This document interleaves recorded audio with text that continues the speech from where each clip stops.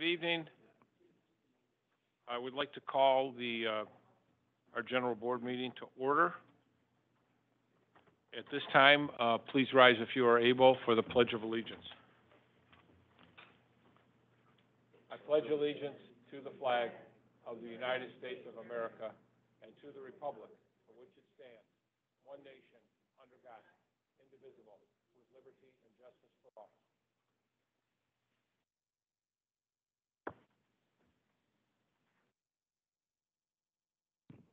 Could we have a roll call of members, please? Mr. Lanson? Here. Mr. Young? Here. Mr. Furman? Present. Dr. Giles? Present. Pastor Jones? Present. Ms. Woodruff? Here. Dr. Hans? Here. Ms. Newman? Ms. Newman gave notice that she would not be able to attend tonight. Ms. Root? Here. Ms. May? Here. Mr. Torres? Here. Mr. Cowan? Present. You have a quorum. Thank you very much. At this time, they have opportunity for public comment. Once you are called, I do have some names of folks who have signed up this evening. We would ask that you please limit your comments to 3 minutes as we try to give everybody an opportunity to speak. So at this time, Dawn Coleman, did I get that right? Okay.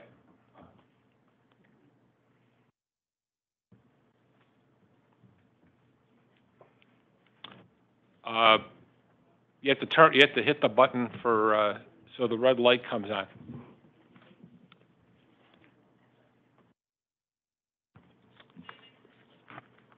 Am I good? That's great. Speak directly into the mic. That'll be great. Okay, thank you. Good evening, board and OCHN team. My name is Dawn Kalman, and I'm the executive director of the ARC of Oakland County.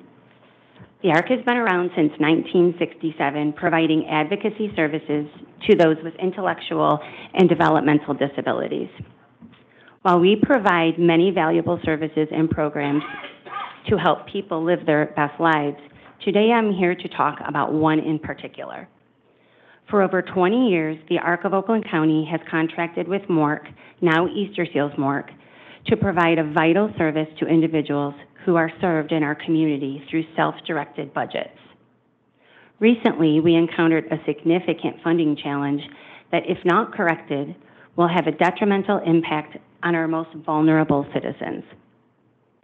To understand the full picture, let me give you an overview of our financial management services team. Self-directed Medicaid gives individuals and their families the ability to manage their own system of available supports. It gives them a choice of who provides services and how they are provided. The ARC's Financial Management Services team acts as payroll agent to those self-directed individuals. The most important function of the FMS team is to process Medicaid funds so that they can pay the direct support professionals that work and care for the individuals that need them. The ARC of Oakland County processes an average of $2 million every pay period, which is every 2 weeks. This pays approximately 1,800 direct support professionals on behalf of 1,200 individuals served every 2 weeks. Self-directed individuals greatly depend on the people who care for them, and those people depend on a paycheck. This past week, we faced a significant funding challenge. Our organization was short $120,000 in expected funds from our funder, Easter Seals MORC. While I do not understand exactly how this happened, what has been communicated to us is that Easter Seals MORC is experiencing cash flow issues due to the not-to-exceed amount created by OCHN. This shortage puts us in a dire position where 100 direct support professionals were at risk of not receiving their paychecks. We were forced to utilize our reserves to pay these caregivers, but that is in no way sustainable. The potential cascading effects of this are profound. A delay in payment for our direct support professionals does not merely mean a temporary inconvenience. It can mean the difference between stability and distress for more than one person. Our system cannot fail the individuals it serves. I urge our funders to come together and solve this problem. I appreciate the recent conversations I have had with Brent Worth and his team, as well as Dana and her team, and their acknowledgement of the necessity of an urgent resolution. At the end of the day, we are all a network of providers that need to provide. Our next pay date is April 26th, and as I speak, there are people providing care to individuals in need. But as we stand, I cannot promise that they will be paid, and that is not okay. Thank you for allowing me to bring this to your attention, and I am available for any follow-up discussion, but not tonight. I'm leaving to go to my board meeting. Okay. Thank you. Thank you very much. Next is Brent Worth.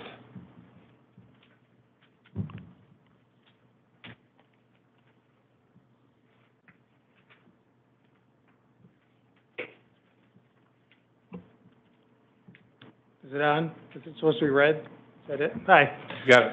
Good evening. My name is Brent Worth, and I'm the President and CEO at Easter Seals Morgue.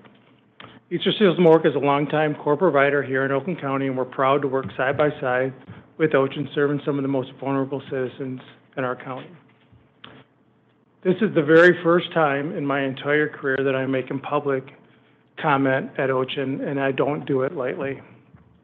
I come tonight to advocate for the individuals who are self-selecting their services and their care to discuss recent direction provided by OCHN administration regarding funding for these services. OCHN has a long-standing policy that individuals have the choice to choose a self-determination model of support.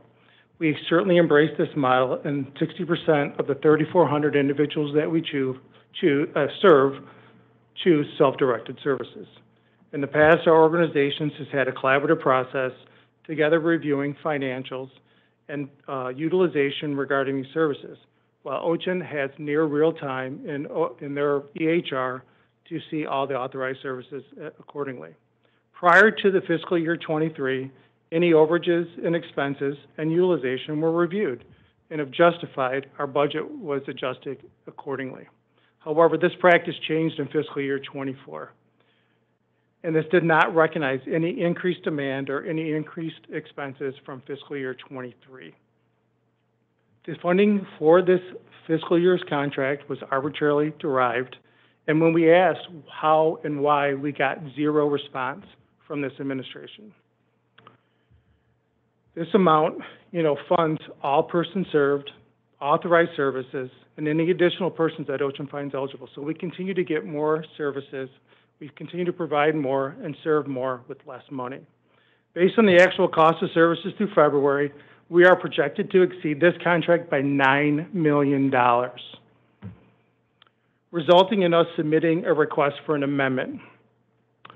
However, in response to this request, it was directed to us from OCHN that they are going to hold us accountable to this not to exceed, again, which was arbitrarily defined, and that we must change our business practices over the next 6 months to accommodate and find solutions for this problem. This is a deviation from past practice, and it greatly delinks funding from policy. In our contract with OCHN, we must accept all individuals that come to us. We provide medically necessary services that OCHN approves. We provide services that OCHN approves. They're all authorized by OCHN. As 100% of this funding, as 100% of this budget that's identified goes directly to the fiscal intermediary. The only way to reduce expenses is by A, to reduce excess, B, to modify the service array, which OCHN management policy dictates, reduce services or not provide authorized services, or to reduce the direct care wages. If we chose to do any of this, we'd also be in violation of our contract, putting us at risk, but also most importantly, putting the people we serve at risk who rely on us to live independent lives. The intent of holding us accountable to an arbitrary not to exceed and forcing us to make changes to services while OCHN policy remains the same is conflicting. We are still owed $5.6 million from last fiscal year's direct care expenses. And at the rate that our cash is burning, it's a monthly burn rate of $1.5 million. It is not sustainable. We have been dipping into our reserves to pay the direct care wages.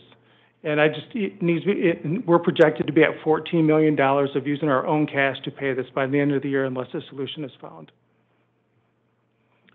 Just this last week, we slow paid the ARC of Oakland County, and this put them at final risk, as you heard from Don earlier, and it forced them to dip into their own savings and their own cash.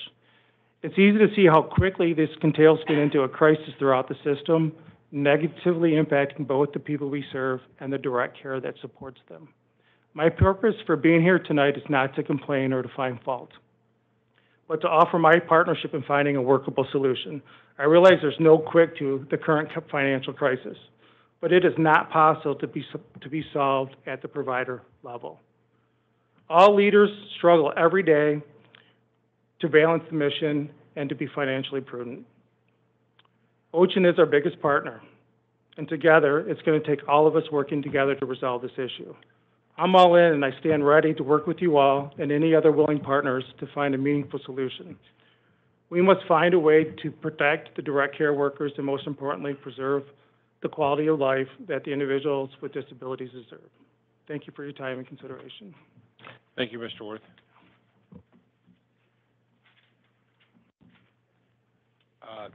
Next, Susan Phillips.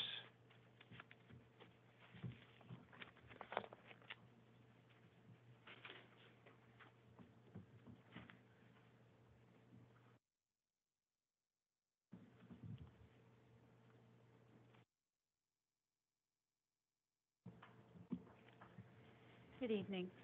My name is Susan Phillips, and Susan, could you please get right up to the mic, Okay. so we can hear you.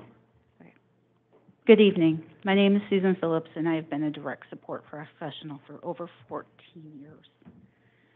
I also have a family member who is involved in these services. The fact that you continue to ignore the needs of your direct support professionals is disgusting. We continue to work understaffed and underpaid. The fact that you continually refuse to fully fund the day programs and refuse to pass along raises and bonuses is unacceptable. This is on the backs of DSPs and unacceptable. The bonuses will not solve every problem that we face on a day-to-day basis, but they will help ease a lot of the problems that we face every day. The day programs need to be funded under federal law, and you've had over a year to do so. I'm also disappointed by the fact that you are receiving bonuses, but your job is not being done properly. The reason we were given about you taking the 85-cent raise away is that you wanted to build your ISF fund. And to date, public knowledge is that there is $0 in that fund.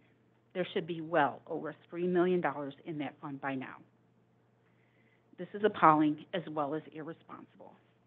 I feel that you want to fund your lifestyle on the backs of DSPs such as myself. I want every board member to ask themselves, what is going to happen when these programs are gone and there's no community for these people? Thank you. Thank you. Is there anyone else who wishes to speak at public comment? Yes, sir.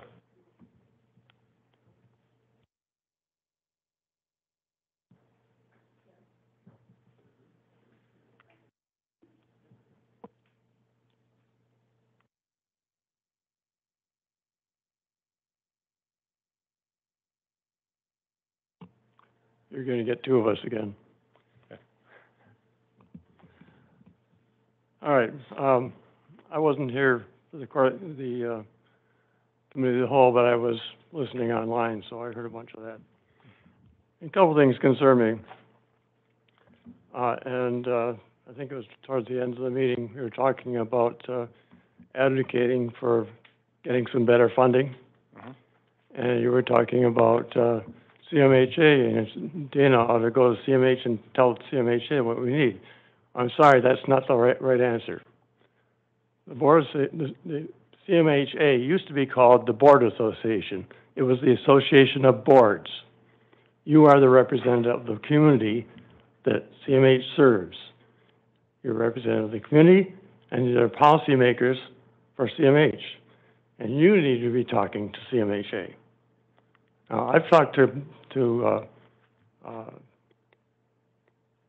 Gian a number of times with my concerns, and he generally agrees with what I say, but he says, my board hasn't asked me to do any of this, and I gotta listen to my board. Well, it's time his board was saying things about reform. Least of all is getting enough funding to do the job. And it needs to be more than just OCHN, because the pattern of behavior at the state level is, you guys are all competing boards, and none of you want to look bad, so nobody wants to stand up and say, we don't have enough money. And it's like, well, we keep you guys competing, and nobody's really going to complain because you're afraid you'll look bad.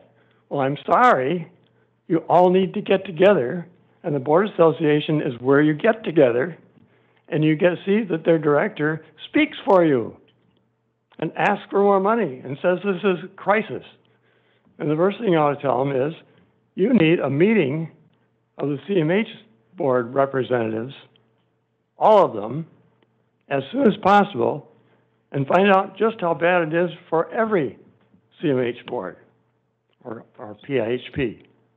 How bad is it? Is Oakland County just the one that's facing this crisis? I don't think so. But you need to be telling them how bad it is, and they've got to get it fixed, and they've got to be talking to the people that care, and they talk a lot to legislators.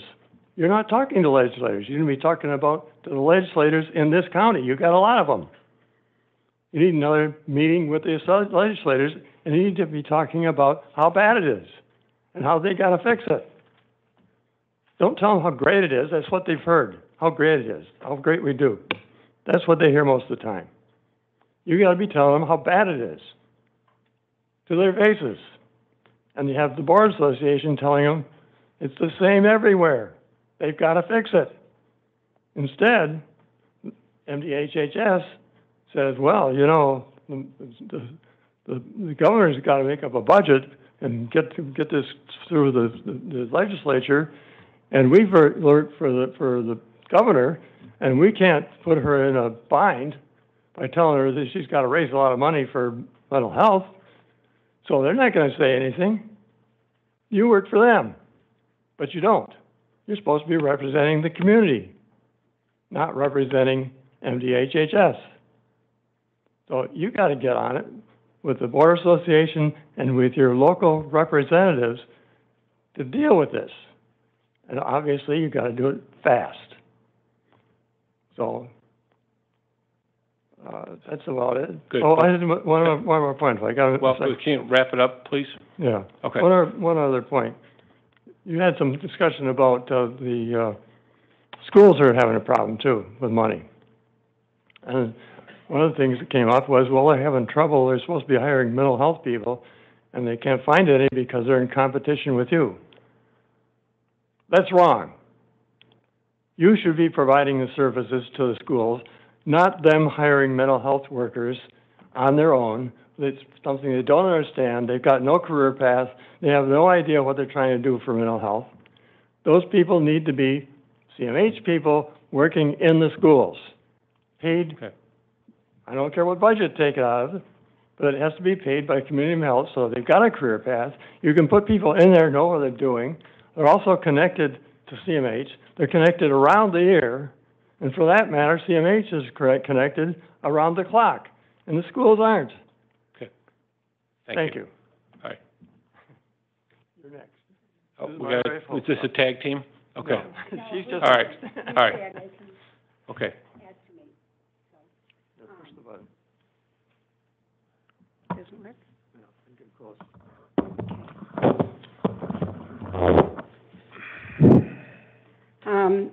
I came last week for the first time in 5 years, because I couldn't leave. But I'm here now, and I appreciate somebody else obviously was listening on this board about my comments about the webpage, because within hours of commenting to the board, it was changed. Something that's been on the webpage for almost a year, which was very inaccurate, was changed within hours. But unfortunately, it wasn't changed right.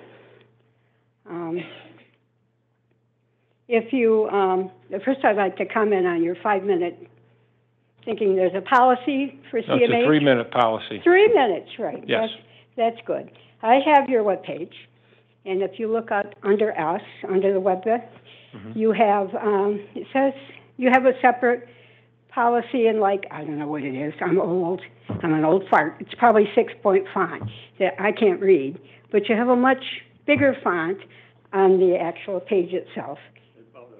About us. And they have a section on public comment. Can you do this for me, dear? Here it is. What is that? What? I was trying to get it, and I can't get it. You really have to have a web page for people who are older. Can you open this, dear? That page. Well, first of all, your web page under About Us, it has information on the board members, and it actually has inviting people to come to CMH board meetings and saying how much you want to hear people. And that section says the public comment is 5 minutes. This right on your first beginning. You know, this is what we want you to know. It's not in the public policy that you have to have a magnifying glass to read. This is what's on the web page, and you're inviting people, and you're coming here telling me that that's what it is. And you guys should know it, that this is a really badly managed page. I'm just appalled. Did you find it? I know. And he's a computer person. He gets paid to be a computer person. I don't know, dear.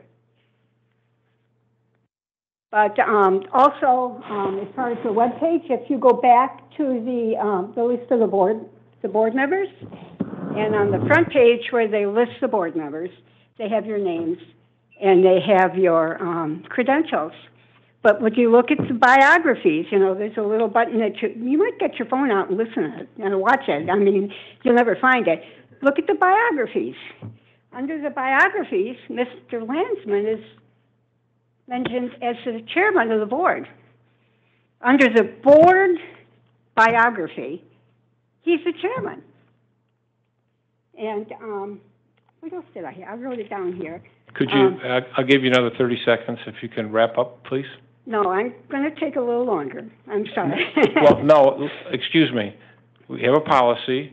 I've extended time for you, and I hope you would have the courtesy to understand that. We have a business meeting here tonight. We appreciate you coming, but we do have to move it along. So I'll give you another 30 seconds. Also,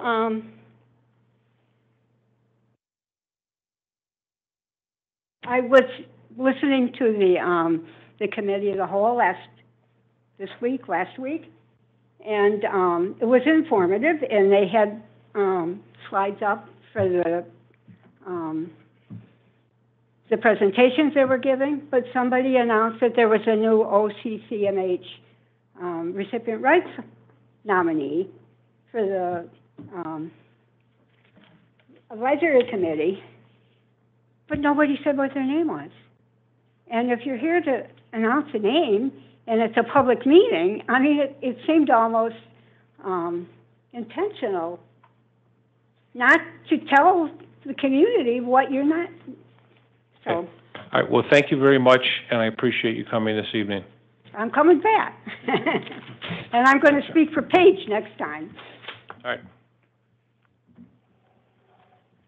Is there anyone else in the audience? or anyone online? Yes. Online, first we'll go to Lynn. Lynn, go ahead and unmute your mic.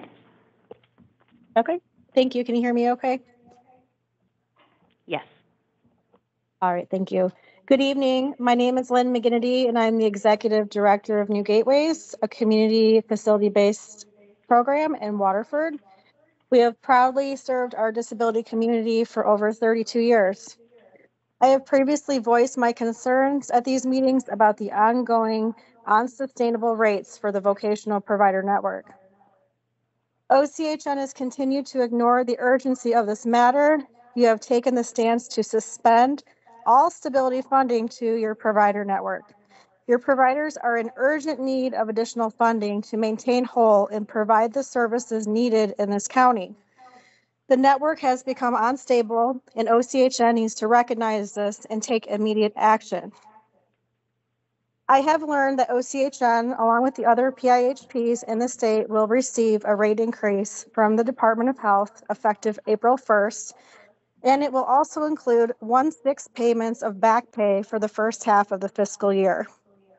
It should be the intention of OCHN to earmark these dollars for direct support professionals first and foremost, as well as to help stabilize your provider network. These funds are intended for OCHN to pass along to their provider network and not to put OCHN in, quote, a better financial position, unquote, or to line the ISF account. Please, as a board, you are responsible for making sure the most vulnerable citizens' needs are addressed and their services protected. Be their voice. I urge you to start taking notice of what is occurring in your own provider network. Take time to visit the people you serve and the providers in their homes and at their programs. Your attention to these issues is necessary and urgent. Thank you. Thank you. Is there anyone else online? The next person I had signed in on our online form was Annette. Annette, if you are on, you can go ahead and unmute your mic. Hi, this is Annette Downey, the CEO at Community Living Services. I'm going to keep my comments brief. I like quotes, and people who know me know that I always speak in quotes. So I'll start by a quote from Paul Wallstone. If we don't fight hard enough for the things we stand for, at some point we have to recognize that we don't really stand for them. I use this quote because those of you who know me and the values and everything that we have stood for in Oakland County over the last 20 plus years has been around person-centered planning and self-determination. When you look at the state data with regard to people with intellectual and developmental disabilities, OCHN has been a leader, a very proud leader, over the many decades that self-determination has been implemented in Michigan.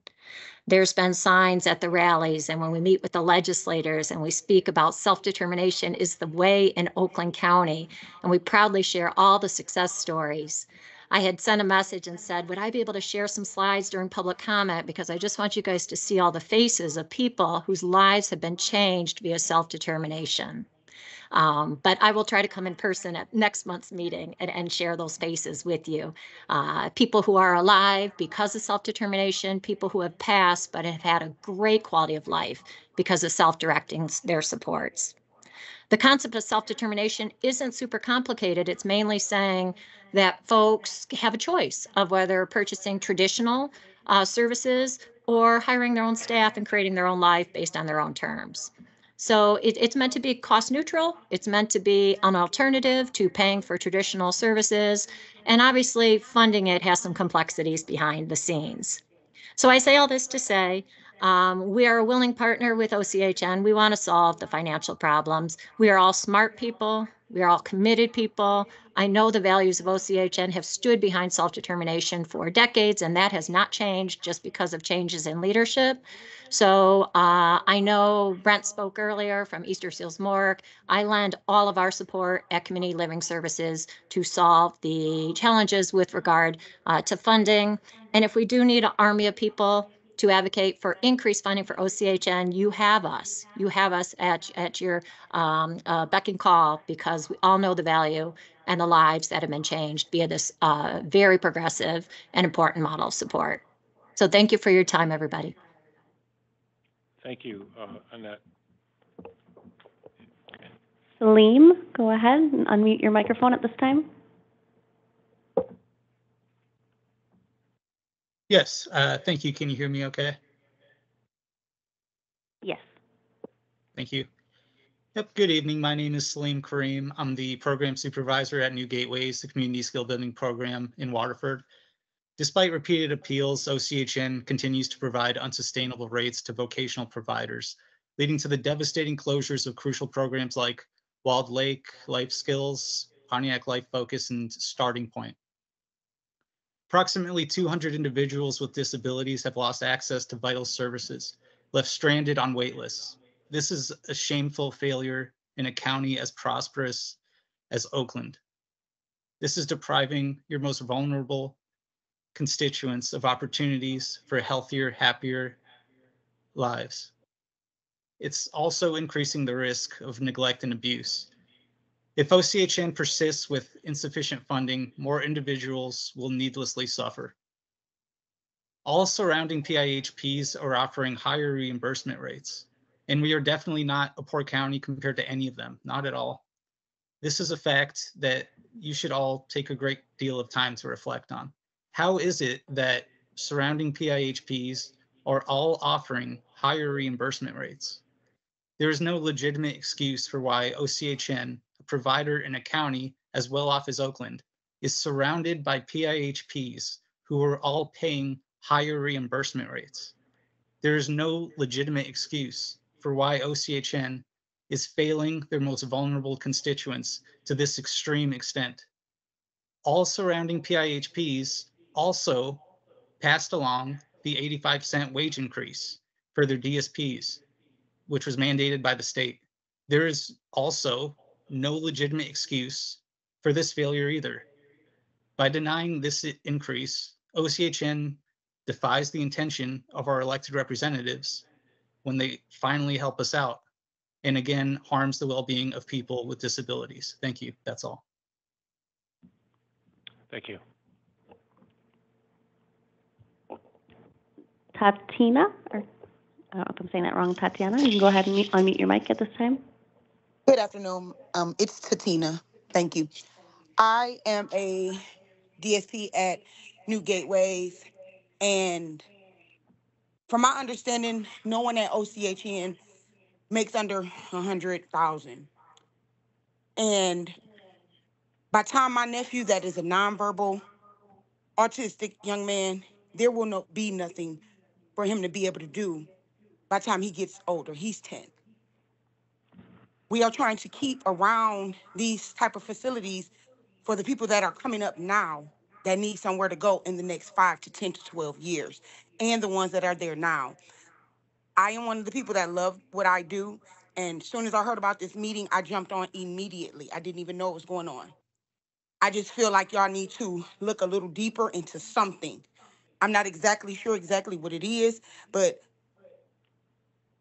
all of our surrounding Detroit, Wayne County, all of those same places, they are all making way more than we are, and we are doing a lot of work. And I have been at my job for almost a year and a half, and I have not seen not one OCHN person come in to say, oh, this is what you do.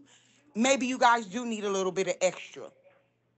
And pretty much that's it. Thank you. Thank you. We're all set? Okay. At this time, I'll close public comment, and we will go on to the rest of our regular agenda. There'll be an opportunity for public comment at the end of the meeting. You'll get back to us and to the folks who spoke on some of the issues that were brought up. I know some of the issues that there's ongoing discussions on some of these issues. Yes, I agree with some of the speakers, just very briefly, that we do have a crisis, and we are trying to respond as best we can. But the funds that we had over the last couple of years, many of those dollars are not available anymore. So we're trying to manage as best we can with our providers, and we'll continue to do that. So, that being said, at this time, Trish, I'll hand it over to you to introduce our stories that inspire hope.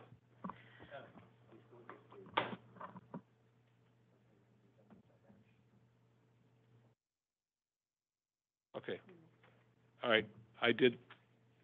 We jumped over that. If we can, one order of business here tonight.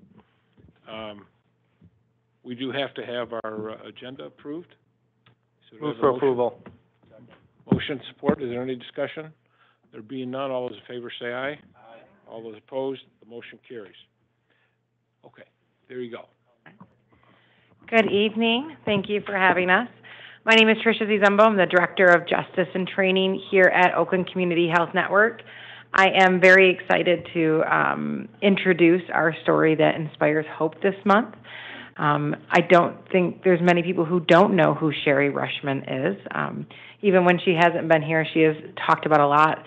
Sherry is a trainer on our training team and provides a plethora of different trainings to our social workers, our professional staff, the individuals that we serve, and our peer and our certified peers as well. And so Sherry is here to share her story of catching hope, and I'm going to turn it over to her. So I started off with a couple of my favorite quotes that I came up with. Be a hope receiver today to be a hope giver tomorrow. So I'm going to ask you to do that today while you're listening to me, to be a hope receiver so you can in turn be a hope giver. And for a lot of you, this might just be a refresher, and you're already great hope givers, I'm sure. Just being on the board is a great hope-giving thing. And I also said hope is as important as the air we breathe. We can catch it like someone with a good net catches butterflies, one decision at a time. So when I spoke to people in the hospital's day program and stuff like that, and did my presentation called Catching Hope, Hope Givers, Hope Receivers, and Hope Stealers, I often told them that I know that they had negative thoughts going on in their brain, but they could just stop it and make a decision to receive hope from their family and friends. Because a lot of times people are trying to give hope to people that receive services or have disabilities, and they just can't receive it. So I kind of help them open that door to receive that hope. I am a person with lived experience with paranoid schizophrenia and manic depression, which is called schizoaffective disorder.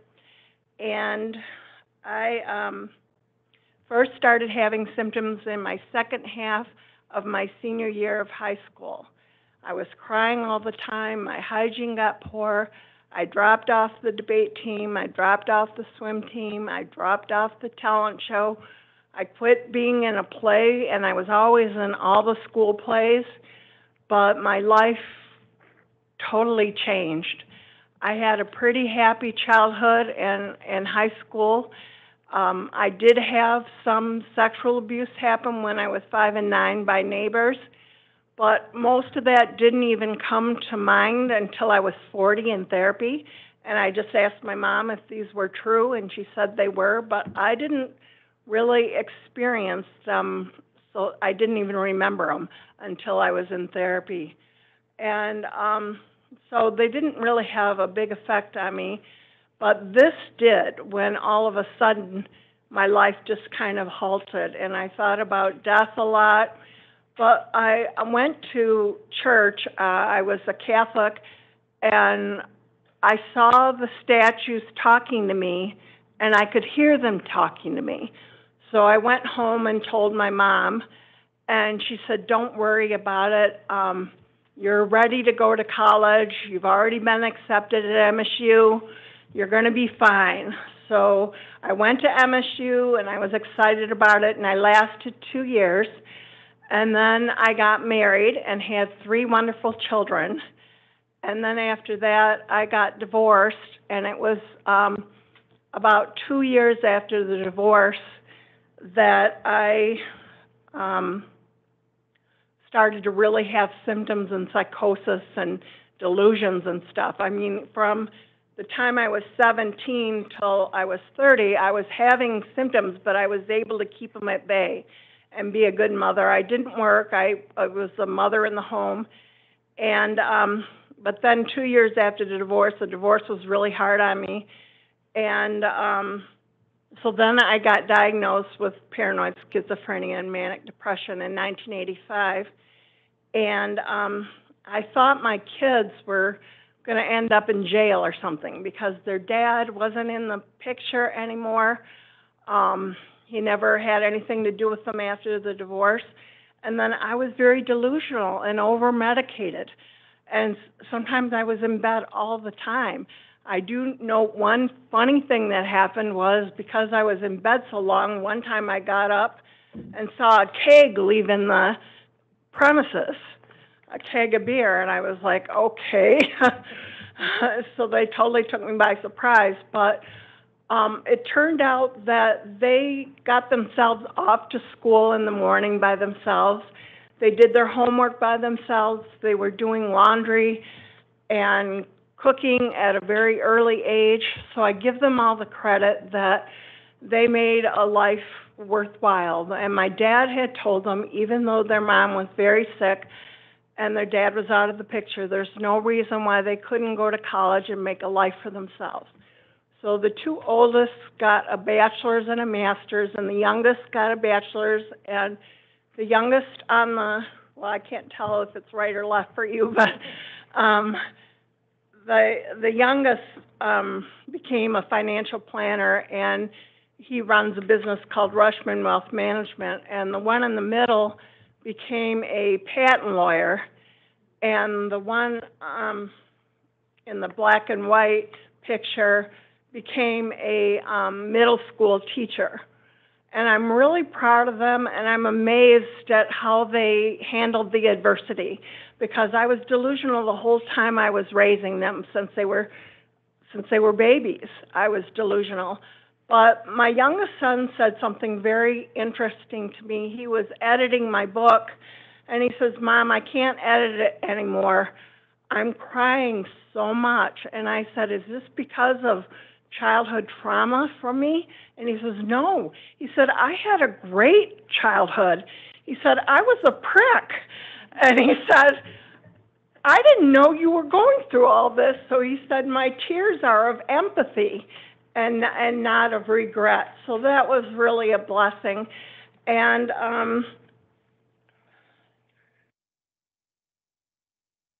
go to the next slide. My parents were big hope givers after the divorce, and they told me I could do anything I wanted to do if I decided to do it. And I wanted to go back to college, and I went to a mental health agency to get assessed for that, and they said not only could you not get a college degree, but you couldn't even pass a college exam. And so those people were clearly hope stealers.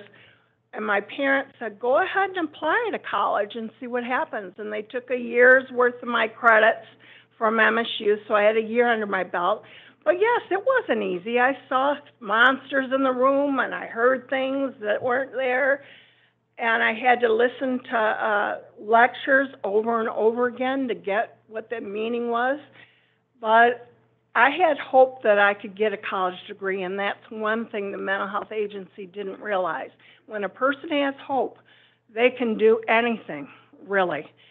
So I did graduate from college with a schizoaffective disorder, even though my hope stealer said I would never do it.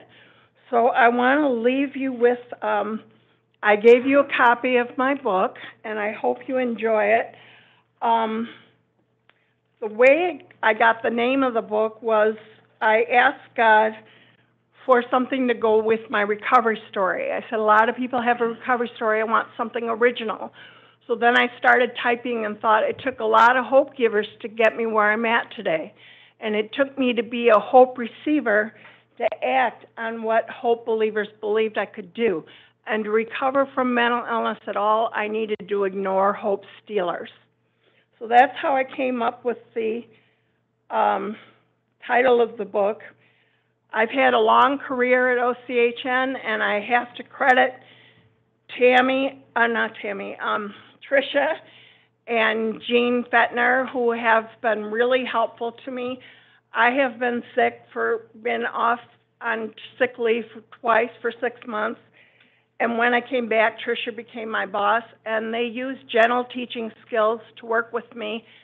I wasn't totally together when I came back, but they worked with me, and now I'm doing great. I'm not having any symptoms of any kind. I do want to read one review of my book to leave you with. Your book was wonderful. It was absolutely perfect. I ended up ordering more copies to give my social worker friends and people that would benefit from reading it. I hope OCHN bought enough copies to be able to give one to every person handed out with every intake packet. And she was my case manager for 8 years, and she worked here at OCHN, so she's been a wonderful support. And I just ran into her in a restaurant and gave her one of my books, and she told me how she appreciated it.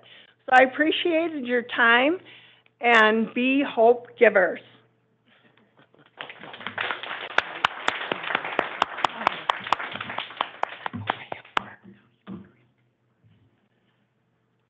Does anyone have any questions for Sherry or a comment? Yeah, Christina? No questions, just a comment. Thank you so much for sharing your story, and I see the little personal message you wrote in here. I love it, and I'm so excited to read this, so thank you. Thank you. And yes, Yvette? I too just have a comment. Thank you for your installation of hope to others, and hopefully in reading your book, that will keep them inspired as well. Thank you. I want to say thank you for this an exciting testimonial of not only where you are today, but what you went through, and you're one of those persons I would call an overcomer, and you really have overcome all the obstacles, and just your story is an inspiration to others.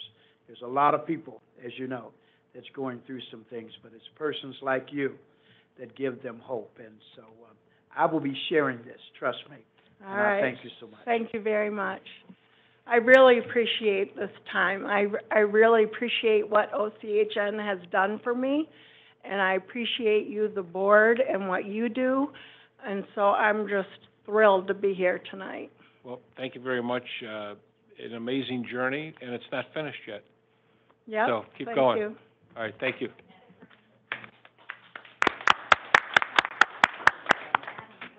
What's that? Adam, I'm sorry. Yeah, I just wanted to say that I've co-trained with Sherry for many years, and it's always been a pleasure, and keep up the good work. Thank you, Adam. You're welcome.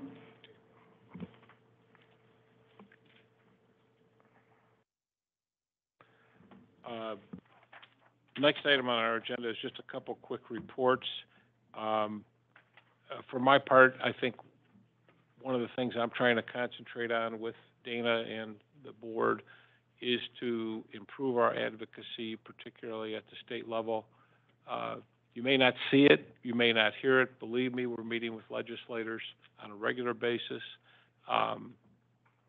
making clear to them what the problems are through the redetermination process and how that's impacting finances across the board. So I think that that's something that it's kind of seizing the moment right now, and we're going to continue on that vein to advocate for those who we serve. Next is Policy Management Committee. Yvette? Thank you. There were 5 items under policy management on the Committee of the Whole agenda, which was held on, the meeting was held on April the 8th. 3 of the items were for review and file only. The first item that needed board approval was presented by Ms. Suzanne Werner, Director of Community Relations, the Mental Health Awareness Proclamation for the month of May. After discussion and a couple of tweaks, the Policy Committee unanimously made the recommendation to send it to the full board for final review and approval. The second item for approval was presented by Ms. Vicki Suter, the Director of Recipient Rights.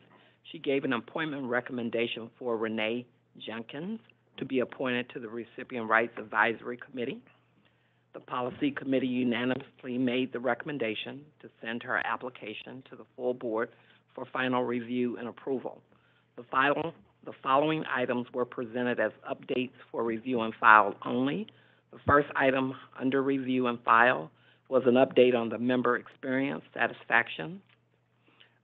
That was presented by Ms. Wendy Schiller and Ms. Lindsay McCracken. There was much discussion on what some of the statistics meant and why there was a difference between the ECHO and the in-house audit scores. The second item reviewed was the Sentinel Event Review Committee report, which was presented by Mr. Adam Hamilton. The numbers are trending down. The third item for review and file was presented by Mr. Adam Genova, the Deputy Executive Director. He spoke on County of Fiscal Responsibility Agreements, which are COFRs. He provided a thorough review of the process for minors as well as adults. Some board members acknowledged now having a better understanding of the process. That concludes the items that were discussed under policy management at the Committee of the Whole meeting. Respectfully submitted, Yvette Woodruff, Policy Committee Chair. Thank you. Finally, the Board Treasurer Report, Mr. Landsman. Thank you. We had three financial topics at this past Committee of the Whole meeting. The financials were presented by our CFO, Cheryl Johnson. These were for our fiscal year through February, and looking at various statements along with the graphs for revenues and for eligibles. As we reported in prior months, the number of persons eligible to receive Medicaid in Oakland County are dropping and at a rate greater than previously anticipated.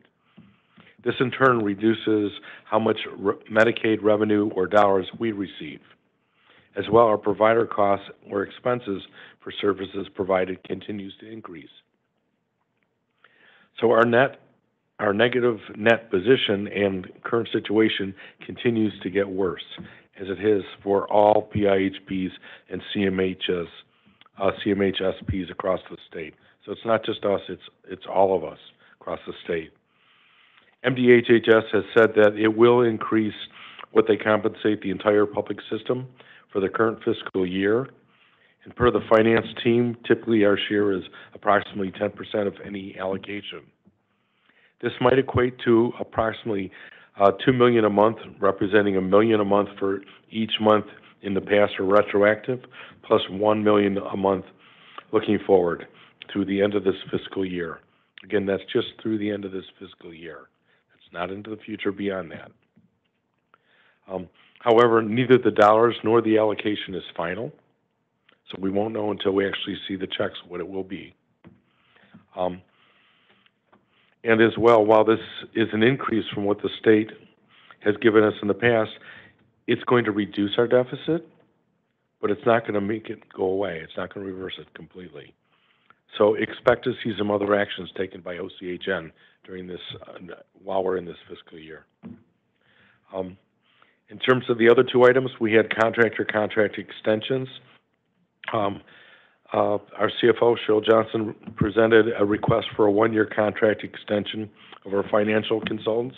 So that's Ryman Robson, for $220K, which included a $30K for additional services invoiced for last year. The negotiations, at least at the time of the Committee of the Whole last week, were not final. Therefore, the Finance Committee did not vote to recommend approving the funding request. And at the time of the writing, won't until it's been finalized. It's on the agenda for next topics after this. And then last, Nasser Das, our CIO, presented a 3-year contract for $775,911.86 for our Microsoft Software Enterprise Agreement and all of its licenses.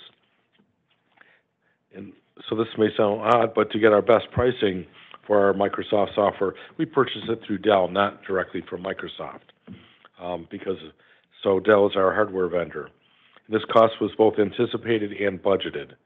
So the Finance Committee voted to recommend approving this funding request when we get to those items on the agenda. And that concludes my report. Thank you. At this time, we're on to board approval items. The first item is the Dell and Microsoft contract. Chris McFettridge, I believe, is going to cover that. Welcome. Good evening, everyone. I'm Chris McFettridge, the Director of Technology, and I'm here to present for approval the Microsoft Enterprise Agreement licenses. This is a 3-year contract. It is through Dell, as was explained. They are a reseller. You do not purchase these directly from Microsoft. And having looked through this personally for numerous months, I can assure you that it is completely right-sized and that we don't have any licenses that we don't need. In comparing it to our last contract, there were Microsoft increases in some of the licensing as well as staffing increases. So that's how we came up with the number we're at. Anybody have any questions for Chris this evening? Maybe more of a clarification. So we've had Microsoft before, correct? Yes. And this is essentially purchasing it through Dell? Yes. Okay. All right. Yeah. Microsoft will not sell licensing directly. You have to go through a reseller. We reached out to 3 resellers, Dell, SHI, as well as CDW, and Dell came back with the best pricing. They are also the incumbent, so we're currently with Dell and staying with Dell. Okay, thank you. Anyone else? Yes.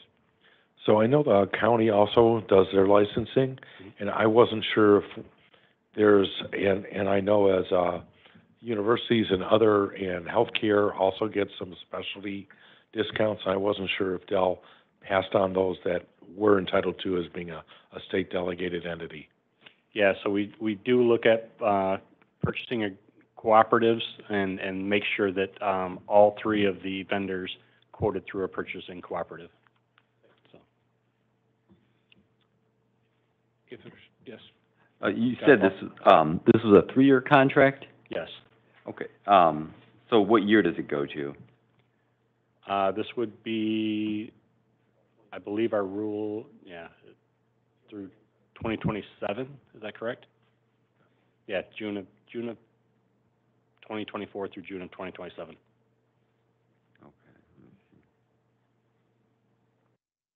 Okay, I'm sorry. Okay. Yep. All right? Yes. Okay. Thank you. Thank you. If there's no further discussions, I'll entertain a motion. I'll make that motion to approve this 3-year contract for the enterprise licenses. Second. Motion and support. Is there any further discussion?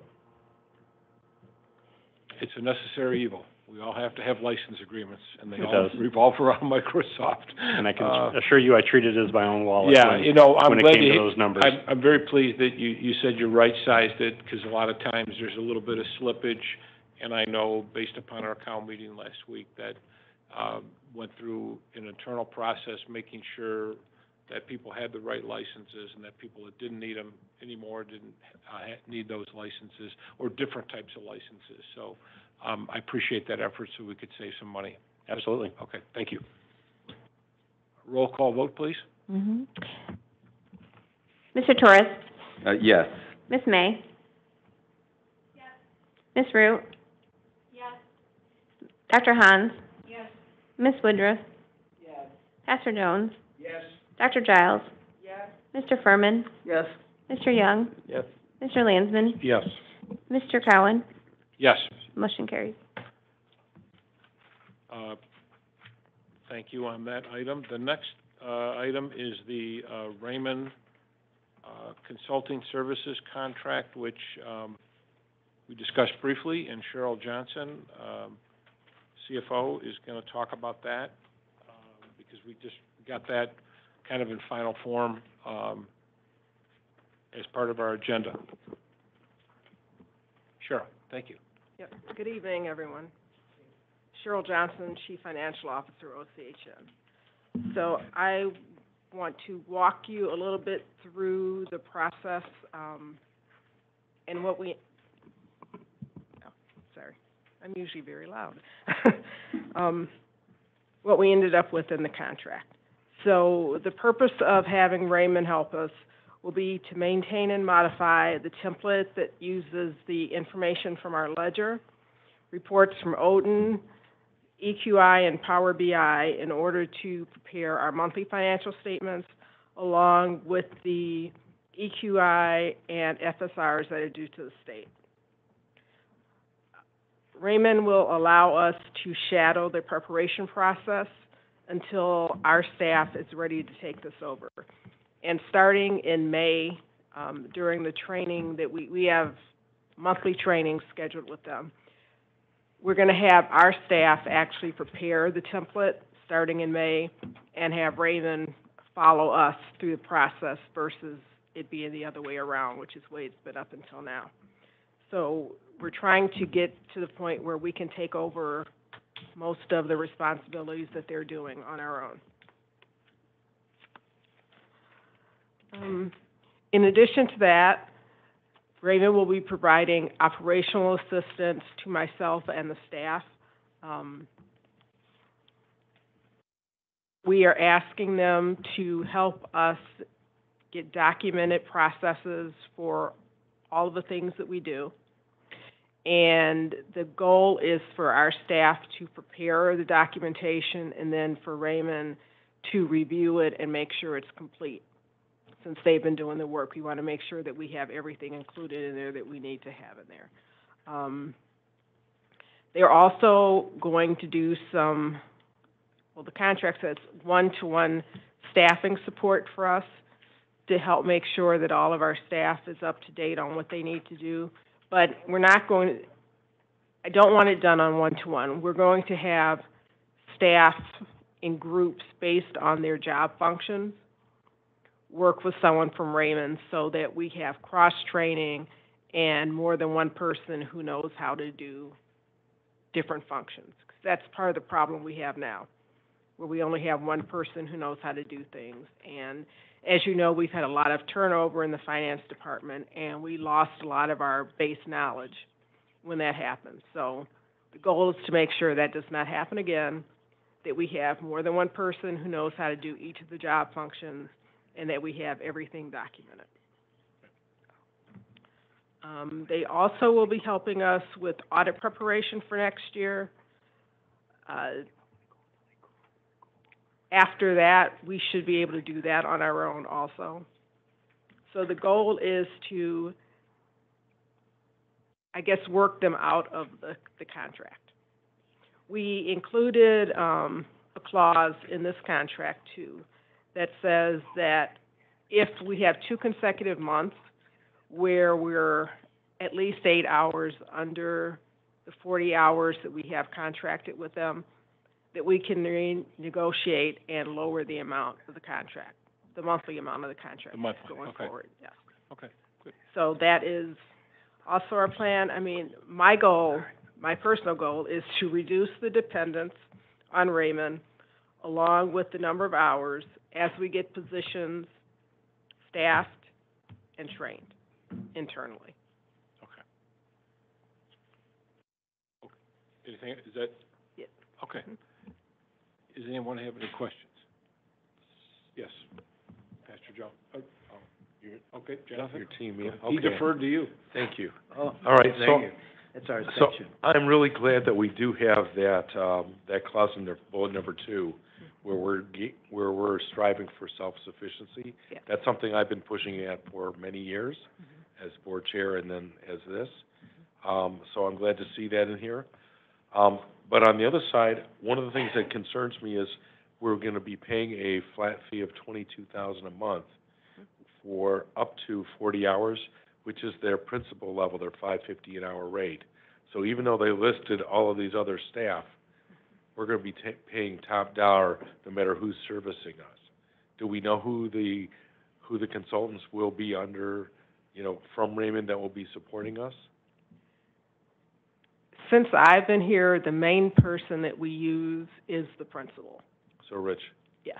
Okay. It's been Richard almost other than for the audit prep, and then that's another principal. It's Michelle Hodges. It's Michelle? So, yes. Okay. So those are their top dollar folks. Exactly. So it's interesting they list the staff, the 220, but we'll never see those folks. Okay. I think they do some work related to the audit, but the majority of it is going to be Richard and Michelle. Okay. Thank you. That's all the questions I have. Yes, Dr. Hans? So this is a question about audit prep. When will we expect to be self-reliant on audit prep? My hope is that within the next year. So that will be the next fiscal year? Yes. Okay, thank you. The question, am I through? Ready? Okay. The question I have is this, and, you know, I'm excited about having this company come in and help and do, and, I think your objectives are very good, okay? So the question I have is return on investment. Return on investment in relation to, at the end of the year, increased staff capability, knowledgeable, and what have you. As you look at where we are budget-wise, and you're probably saying, how much can I recoup? Or what's going to help me to better manage, if I want to use that word, okay, or better resource, okay, out of that. Your projections on that from where you are at this point, knowing, you know, you're 3-4 months into the job, but how are you viewing that for the return on the investment so that even once we terminate this particular contract, your people are up to snuff in relation, but what are you looking at and saying, this is what I saved from that, and this is what's going to help me in dealing with what hopefully we'll get out of deficit? That's a little difficult to try to answer, but I'll do my best. Part of the issue that we have is we've lost a lot of our staff. So we are currently very understaffed. One of the reasons that we need the help from Raymond is to make sure that we have the resources available to complete the items we need to complete, such as the monthly financials and the reports to the state. With our current staffing situation, we could not do that on our own.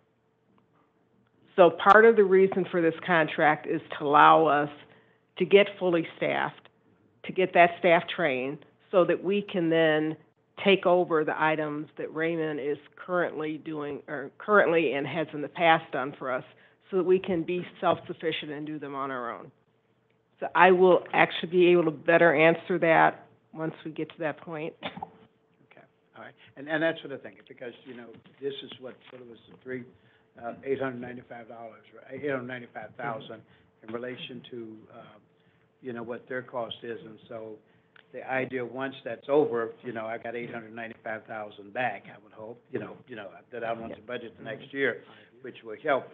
But even as you, as the CFO, are looking further down the road to say, okay, what else will that do? And I do have another idea, and I'll discuss that with our boss. And one of the things that's included in here is operational assistance to help get me up to speed and the rest of the staff up to speed, so that we can take over things and do them on our own. Thank you. So just to clarify, I mean, the contract is $264, right? The 5-year run is $895. Exactly. Yeah. Rounding up there a little bit faster, yeah. I'll take anything out of it. So I guess part of what I'm wrestling with is, it's a flat fee at the $550. And in order to get it down, we have to have 2 months that run 8 hours under. I guess I'll just say it this way, that there's going to need to be a fair amount of monitoring to make sure, because it's in their interest to keep billing and to add services, and it's, as you're hearing here, it's in our interest to wean off. So that there's going to be tension. You know, just even the way this is written, it's up to 40. I don't know. Flat fee 22, but up to 40. So if they work 1 hour, they still get 22, right? They will work more than 1 hour. My goal is to manage the contract so that they are working 40 hours a month. The contract is written on a month-to-month basis, So if we find that we are no longer needing their services as much as, I'm hoping that during the course of the year, the amount that we will need them will decrease because staff is getting up to speed. At that point, we can look to either reduce the hours or terminate early. Okay. And I think in relation to that, John, I would think, based on what you said, that as we go through this, or as you go through this, we will be able to see the trend of, okay, this has been effective.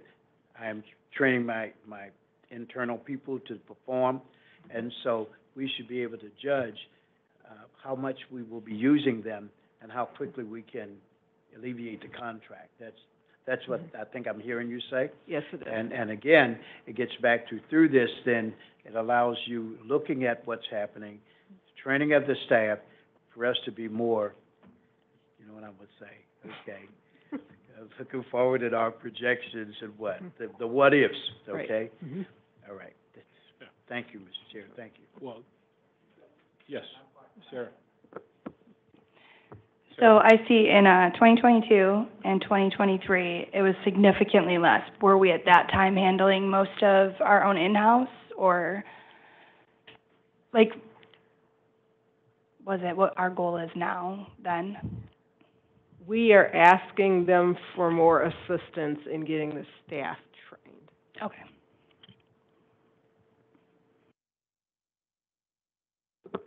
Yes, Mr. Torres. So you mentioned that we didn't have enough staff, or we're short-staffed, We are currently short-staffed. and so how are we gonna train people we don't have? We are currently interviewing for the positions, Mhm. and once we get them in-house, we will train. So how many people are we short? 3, currently. So first, we have to hire people who are qualified, and then we have to train them. That's correct. Okay, yeah, that's a little concerning to me, because when you hire somebody too, you don't know that they're gonna stay, right? You have that 6-month probationary period. You don't know if they're gonna work out, and then if we're investing in them, we're training them, and they don't work out, then where are we at? And that's one of the reasons that we need Raymond's help to make sure that we have the resources available to get our work done, even though we're short-staffed. Because, I mean, we still have all the Right. reports that are due. Right, so, but if it doesn't work out, we'll be back in the same place next year. Well, If that- we're short-staffed, if we don't have the staff, correct? If we don't have the staff, I mean, we will have a problem again next year. But that's one of the reasons why we're planning to do cross-training, so that once we get the staff that we will have trained, if we lose people going forward, we won't need Raymond to help train them. We will have current staff that can train them. So do we have people who are qualified to be cross-trained? I mean, it seems like an important job. The staff that we have are able to be cross-trained. We just need additional ones to be cross-trained. Yes, Dana. I want to speak to that, Mr. Torres, because you're absolutely correct in terms of cross-training. Historically, what has happened is that you had a certain person that was being trained, and others were not included in that training. So the training process has to change. And if you look at it, this contract has been around for 5 years. Well, now going on 6, 7 years, and each year it has intensified. But the whole goal was to move out the consultant and have an in-house skill set to manage our total financial business. What happens with the state is they produce templates or report formats that Raymond has the most experience in. They are actually completing these report templates for all of the PHPs in the system. So every PHP in the state has a contract with Raymond, and there is some dependency to help complete these forms.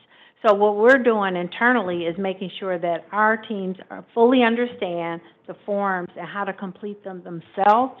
And what we're finding is when we bring in the work and go through the process, We do have the skill and the staffing to do the forms. It's just that they were not formally or including in the training. So when we're under fire, our team is able to produce.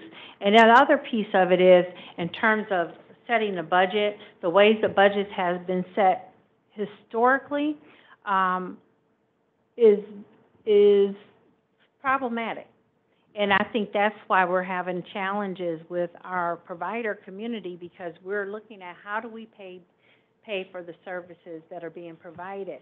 And we were accustomed to paying bills, so just like a basic account. Now we're really looking at how do we manage care with revenues and expenses.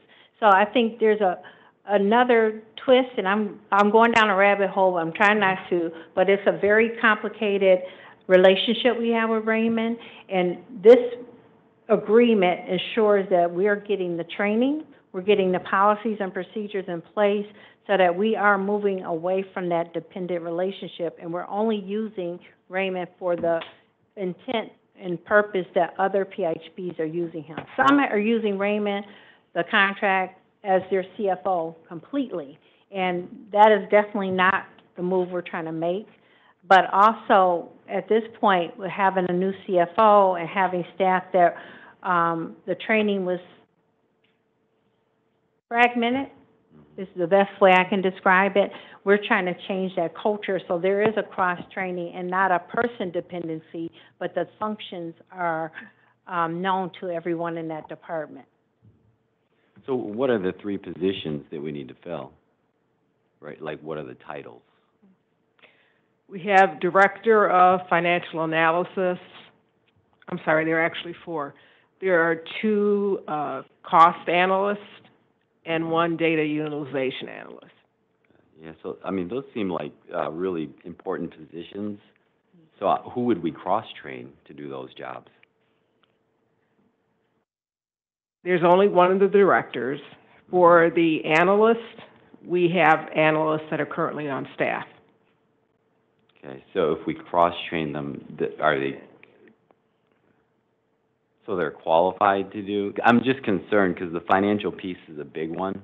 Yes, it that is. we have right now. I mean, we heard in public comment, you know, and I know this has been an ongoing issue for, you know, a year and a half or so, and we're working through it.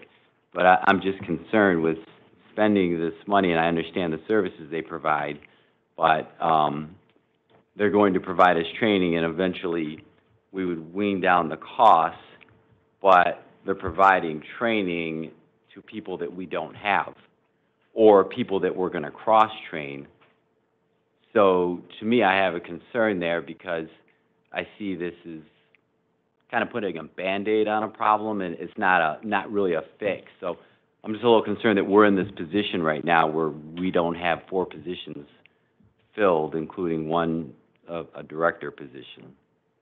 So We're doing everything that we can to bring people in. We have been interviewing over the past few weeks. We have interviews set up tomorrow. We are reposting one of the positions so that we can get hopefully better qualified candidates to apply for it. But the staff that we currently have are more than capable of being cross-trained and have the ability to understand more than one job that they're currently doing. Because we need to have people cross-trained just so that other people can go on vacation. I mean, if someone is out for a week, things don't need to stop, and we shouldn't have to wait for a report to get done. We need to have more than one person able to do the job. right, but when you think of cross-train, you know, I don't want people to be overworked too, right? Because then things fall through the cracks. I mean, In addition to the training, we plan to have written documentation on all the jobs. So it won't just be that they will get trained so they know how to do it, but they will have references to go back to in case they have to do someone else's job when they're not here. Dr. Hess? Yeah, I have a couple of questions and one question for Dana. What is your total capacities in terms of FTEs? So, I mean, how many full-time equivalent, people would you need in your section to do this work? That's number one. Is that included in our current budget, those positions? And my third question is for Dana. Utilization data is very, very important in terms of getting revenues in. You will only be able to get what you put on the paper that you provided or are going to provide. So that is one thing I would like to hear at some future point more about it, because that's very important. I believe that the department is slated for, I believe it's 21. Approximately 21. And all those positions were included in the budget. We are short-staffed because we've had people that have left, and we have not been able to replace them yet. But they were budgeted positions.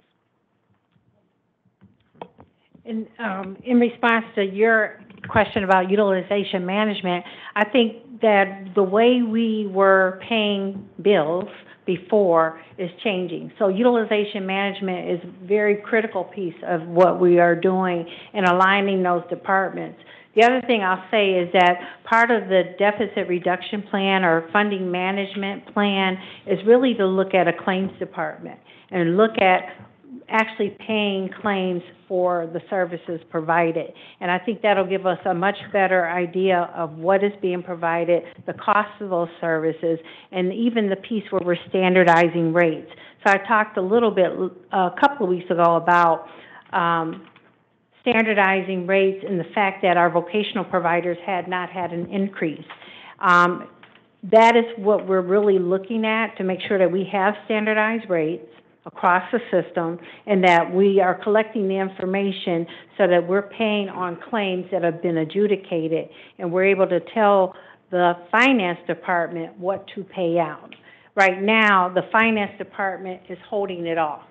And so the alignment with looking at data, utilization data, as well as the cost of those services is what's happening in finance, and it needs to be sorted out. So we have a real claims department that adjudicates the claims and pays the bills. Okay, so a lot's been said. The way I look at this contract is a little bit of a bridge. We have a temporary problem of staffing. But even with that problem, the reporting and the compliance doesn't go away. We have to do this. This function is extremely important, and Raymond is giving us the backup and the resources to get through a little bit of a bridge while we can get people, and I think the best time to train people is when you bring them in, you know, because they can get properly trained and cross-trained right at that time. And, you know, unfortunately, we have to make the investment, whether it works out or not. Hopefully it will work out. I think the fact that you're being a little bit more selective is probably a good thing, because if you just take anybody who comes in the door, that's when you run into the problem where they wash out. So my overreaching concern and why I support this contract is that the compliance and the financial reporting that not only that we rely on, but our providers rely on, and that the state relies on, that has to be accurate and it has to be right. And if we need some support during this year to, you know, satisfy those requirements, it's absolutely a necessity. And these are, unfortunately, I think we all know, there's not too many groups that do this. Raymond is the leading one. They, I think, have support 8 of the 10 networks in the state. So they have the know-how to help guide us when different issues come up, and we know they do. Everybody thinks accounting is just simple, but it's not. There's a lot of different issues that come up. State changes their reporting requirements from time to time. We have to adjust, and we have someone like Raymond to assist in that. So I'm supportive. I understand the situation we're going through, and we'll get through it, and hopefully we'll be better for it at the end of the day, and with the cross-training, which is important. So, Mr. Chairman, yes. Thank you very much. And 2 things have come up in this conversation. that there, since other organizations similar to us are using this company, I'm wondering, do we check with some of the other companies, other organizations, other groups, and say, how are you dealing with this? What ideas have they had? I think we're all maybe in the same boat. If we're all in the same boat, with the lack of funding and what have you. What I'm trying to get to is if you ask for more funding or what have you, you do it as a collective group and say, hey, we need some extra help. And maybe with what Raymond can give us or discussing with groups that use them is how are they working, what is the common thread that maybe we can address. That's number one. And then, and I don't know if I'm at the right time to say this, I was rereading and I listened to Mr. Bryant Worth, who said, hey, you know what? We're going through some similar things and whatever we can do to help. And I'm sure that understanding the financial issues, I'm not saying bring a bunch of people in here, because everybody's a financial expert at one time or another, all right? But the thing would be to say, where do I reach out to or how do I gain support from others in relation to what we're doing to try to resolve the issue? Because it's touching every group. It's touching every group. We happen to have been, as a group here, we went through a difficult period, okay, I think. And so with that, we lost some stuff. Now, thank you for this lady being with us. I'm sorry, this CFO being with us, that, maybe we're pulling things together. But I'm also suggesting, how do you reach out to others? Get that resource, okay?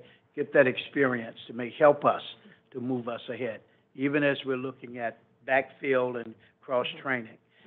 I'm excited about what can happen, only because I'm looking more toward the future, okay, and what I think that you will be able to do. But I also say, hey, along the way, there may be somebody that can say, here's some other things. We do have a CFO organization of all of the PIHPs, and Raymond is very involved with that, and we do discuss these issues on a monthly basis, and they have been offering ways that they think they can try to help us. So that is happening. And I think that would be good maybe sometimes if we're discussing, here's some suggestions to come forward. Remember, the what ifs, okay? What if we did this, what if we did that? And that would maybe help us even in our projections and what have you. And certainly coming in, thank you, Brian, for saying, you know what, I'm here to help. Good. Thank you. Yes, Mr. So if this goes through March 31st, right? Yeah. The fine print in the contract says our rate goes up January 1st. So we need, I don't know, we got to amend that number. We can't approve this as is. Sheila, or come with the calculator. January 1st, 2025, and again, every January 1st thereafter, the monthly amount will increase, not negotiated. And the host and the hourly rates will increase. 5% rounded up to the nearest $5. I can comment to that. So if you look at the terms, they start May 1st. So there is the buffer for the extra month to add for the additional increase of 5% through March.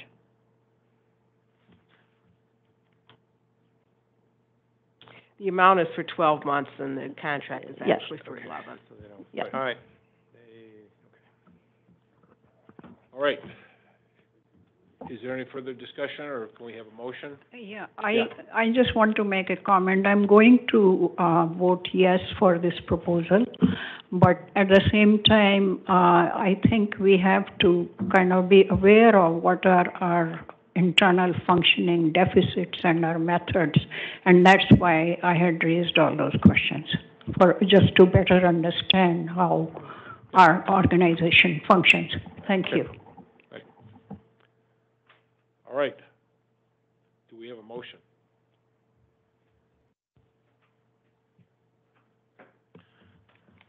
I'll move for approval.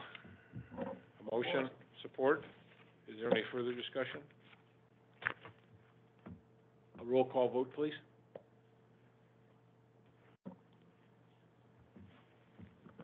Mr. Landsman?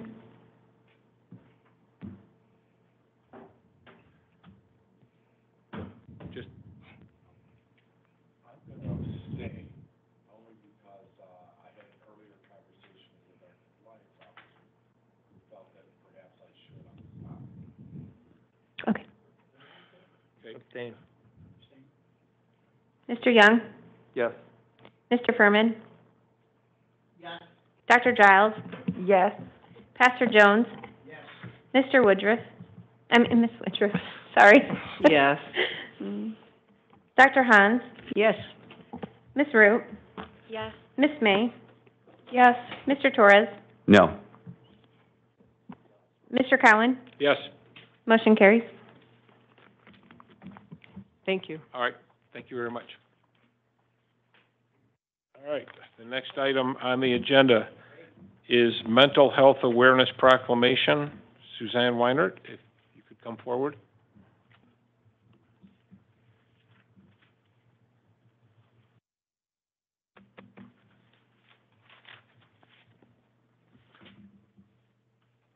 We've got the proclamation, but if you want to give us a little bit of just a quick summary. Sure. I'm happy to read it again if necessary as well.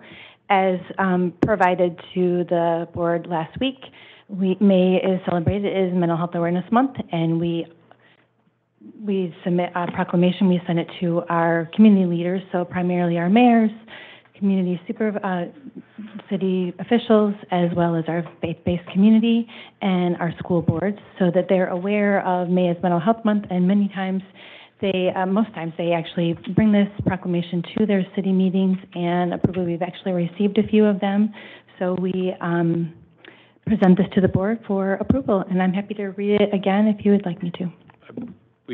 We've all got it. Okay. Yeah. And I just wanted to mention, I know that there was a quick change to the proclamation, and that has been added to add the faith-based community as well to the proclamation. One thing I'd just like to suggest to the board, because I know they do this in my hometown of Royal Oak, if you have the time, if you want to look at the agenda for the community you live in, they might have it on the agenda for either the school board or the city or township or village that you live in. And my plan is hopefully to go to the meeting and support this and make sure that everyone's aware that this organization is working very hard to accomplish the goals of assisting with mental health challenges that people in our community have. So again, if you get that chance, it's just an idea. I know everybody's got time challenges themselves, but that's just something we might be able to do as a board, a little bit of outreach to the communities that we live in. Or another community if you got a neighboring community, not restricted to that, so. We have a long-standing history with many of our communities. Many of them reach out to us each year for both this proclamation as well as the Or if September. you know the mayor or supervisor, you can call them and tell them, hey, I'd like to come and participate when you make the motion, so, okay. Well, I don't know. Is there any further discussion?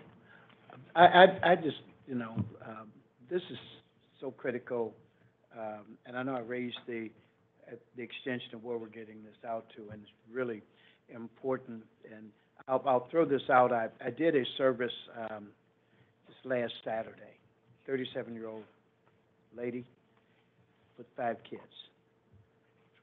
Kids range from 2 years old to 14. And I followed up with the family and the grandmother. And she said, every one of them's got a mental issue. And part of that, losing their mom at such a young age, okay, and what have you. And, daily in what I do, I meet different people like that.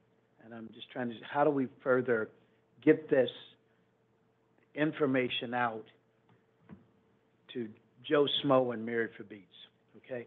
Because we got to get it out to people who work with, help out, or what have you. I thank you for what you do. I really do. I guess I'm challenged by it. I'm not sure if I need to send it to a bunch of funeral directors to say, hey, guess what? There's service available. We're concerned about it, because they have to deal with that as well. So pushing it out. I do appreciate what you're saying, Brother Chairman, in relation to checking back, and I definitely will with our group, you know, our city, and, but I got 3 cities, I have West Bloomfield and all of that, to be sure that this information gets out, because we're in a very unique time with this mental illness thing. Very unique time. So thank you for letting me blow a little steam today. Thank you for what you do. Mr. Young? I'll make the motion for approval. Motion by Mr. Young. Second. Support? Thank you. Ms. May? Any discussion? Roll call vote, please. Mr. Torres? Yes. Ms. May? Yes. Ms. Root? Yes. Dr. Hans? Yes. Ms. Woodruff? Yes. Pastor Jones? Yes. Dr. Giles? Mr. Furman? Yes. Mr. Young? Yes. Mr. Cowan? Yes. Motion carries. Thank you. Thank you, Suzanne. Next item is the appointment recommendation for Recipients' Rights Advisory Committee, nomination of Renee Judkins of Ferndale. I think that was previously, came before the board, and Vicki was able to update us on this particular individual who looks very qualified, and she felt very confident would make a successful board member. So can I, unless there's any questions, can we have a motion? I just want to say one thing. On our agenda, it says Judkins March, but the name is Renee Judkins. Okay, right. I was reading off the application that she's... No, okay. no. Yes, on the Yeah, application, right. the name is correct, but on our agenda, it's not. Okay, all right.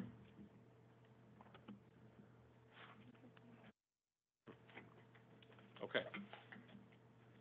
Is there any further discussion? Can we entertain a motion? I make a motion that we approve Renee Judkins. Support by Ms. Root. A motion and support. Any discussion? A roll call vote, please. Ms. Woodruff? Yes. Dr. Hans? Yes. Ms. Root? Yes. Ms. May? Mr. Torres? Yes. Pastor Jones? Yes. Mr. Furman? Yes. Mr. Young? Yes. Mr. Cowan? Yes. Motion carries. Thank you. The next item is our consent agenda for board approvals for several minutes, including our board meeting minutes, Recipients' Rights Advisory Committee, Committee of the Whole, and the Citizens Advisory Committee. Move for approval. Support. Motion and support. Roll call vote, please. Mr. Young? Yes. Mr. Furman? Yes. Pastor Jones? Yes. Ms. Woodruff? Yes. Dr. Hans? Yes. Ms. Root? Yes. Ms. May? Mr. Torres? Yes. Mr. Cowan? Yes. Motion carries. Thank you. Next is just a notation for receive and file. Last month we covered or last week at the COW meeting, we covered both our February finance reports and our CERC report that was given by Adam Hamilton. I don't believe we need a motion for that, but just on the agenda as a receipt and file information. Other business, Sheila, CMHA Summer Conference is coming up. Yep. So I emailed all board members. I've only heard back from a few, so you can just confirm as soon as possible. Tomorrow's the open registration, so if you want a hotel room, you're going to need to let me know. When would you like to know? If you plan on attending summer conference. Yeah, but when do you need? By tomorrow. By tomorrow, okay. Yeah, if you can, because we have already secured a few rooms, but we just don't want to hold up rooms. You know what I mean? If there's. Got it. So if you can let me know, we have a couple people already committed. So, so that's all for that. So if you for sure plan on attending, if you could please let me know. And the next topic is also me for board laptops. So Mr. McFatridge has taken the steps to he's got some laptops for everybody and he's asking for everybody to bring their iPads to the study session. He's gonna have 4 or 5 IT staff, probably 4, I think he told me, on site, ready to switch you guys out, because we're moving away from the iPads and going to laptops that, have been updated and secured and everything. So it should be more sufficient with Boardable, because I know Boardable is not user-friendly with the iPads. So if you could bring any electronic devices that has been issued to you, into the study session, he will swap you guys out at that time. Okay. Okay. And if you need a special appointment or can't make the study session, just let me know, I'll set you guys up. Okay. Mm-hmm. Thank you. Mm-hmm. Well, I think the only device is the iPad, right? We have a couple board members that have that and a couple other things, so. Okay. Yep. All right. But note that the new laptops are not gonna have Wi-Fi, so, but most people have Wi-Fi. So, and if you're in this building, you can work off the Wi-Fi in here, so, or any other location you guys have. So if you need something special, we're gonna need to know that. But it is a huge cost savings by not putting Wi-Fi on the laptops, Okay. so. All right. Okay, thank you. Any questions on that? So next week when we have our study session, everybody who can make it to the meeting, if they bring their device, we can get it swapped out. Thank you very much for doing that. All right, board reports. Recipients' Rights Advisory Committee. Except they didn't put down who. No, Yeah, I'm the sorry. recipient. Go ahead. But I know it's you. Well, I thought it was me. So the Recipient Rights Advisory Committee met on April 4th at 4 p.m. and it was chaired by James Deagle. The first item was to recognize Nancy Richard for her membership to that committee for the last two terms, and this was her last meeting. She has been a chair as well as a very contributing member of the committee.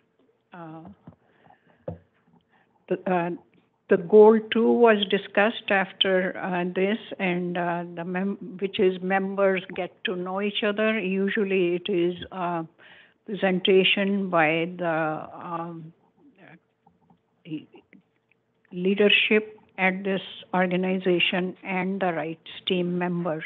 So the presentation was made by Amanda Kavnick. She introduced herself and her role on the team. She has experience with children as well as adult services and has a wide experience in Wayne County as well as, I think, Macomb County. And she gave her perspective on differences in the other organizations versus ours. The leadership presentation was made by Trish Zuzumbo, and she talked about her role as the Director of Training and Justice Initiatives.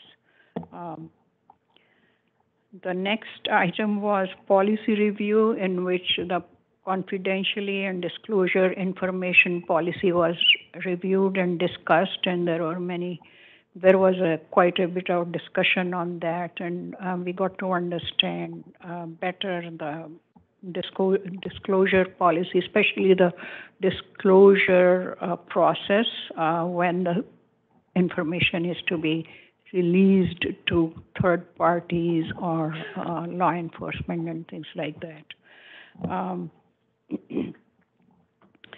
Goal 3 was discussed, which is the challenges faced by the rights team, and this was presented by Angie O'Dowd.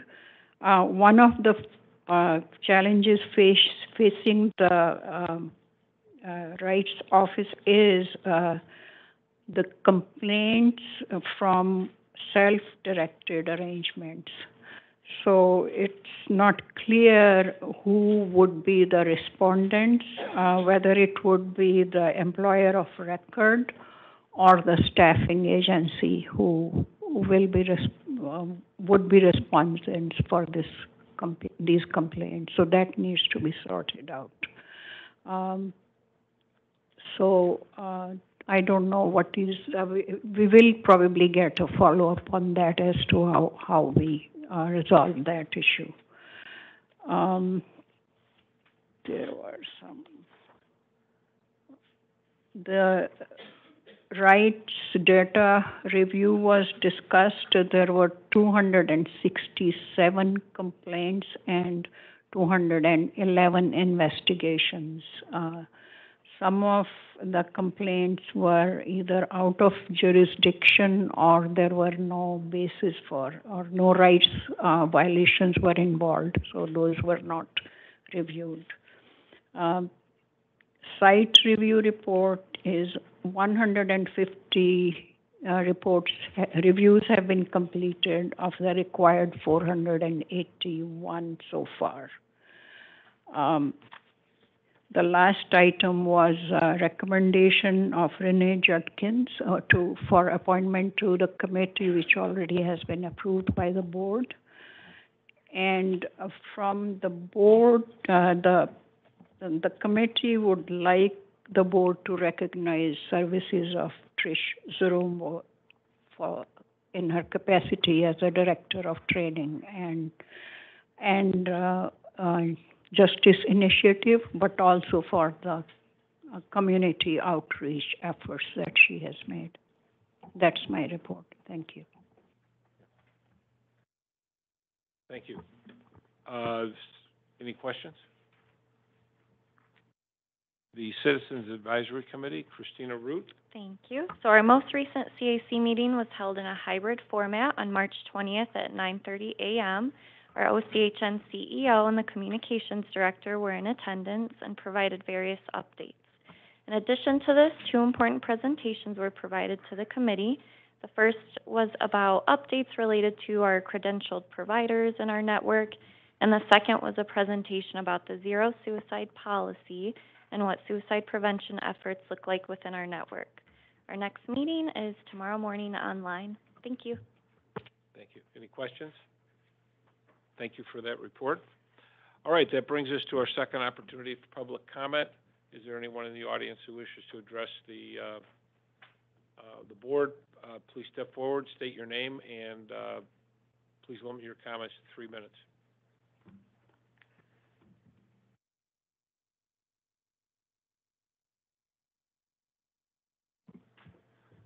Hi, Fred Cummins, President Alliance from LAL again.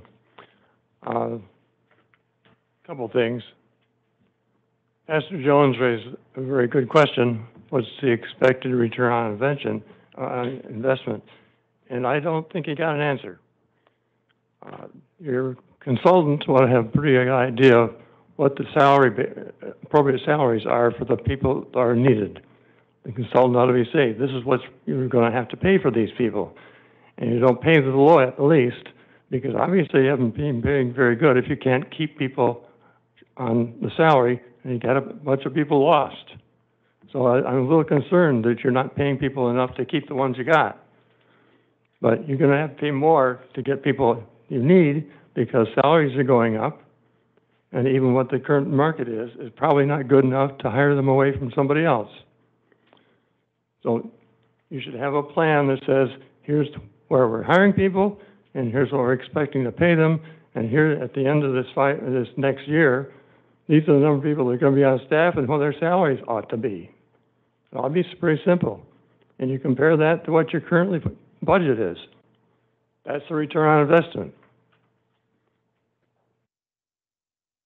So I would hope you could get that pretty quick, at least by next month. A couple other things. The agenda that you post before the meeting is very skeletal. It's nothing like what you put on the screen. The screen is more detailed than the agenda, which is supposed to be what people are supposed to expect when they go to the meeting.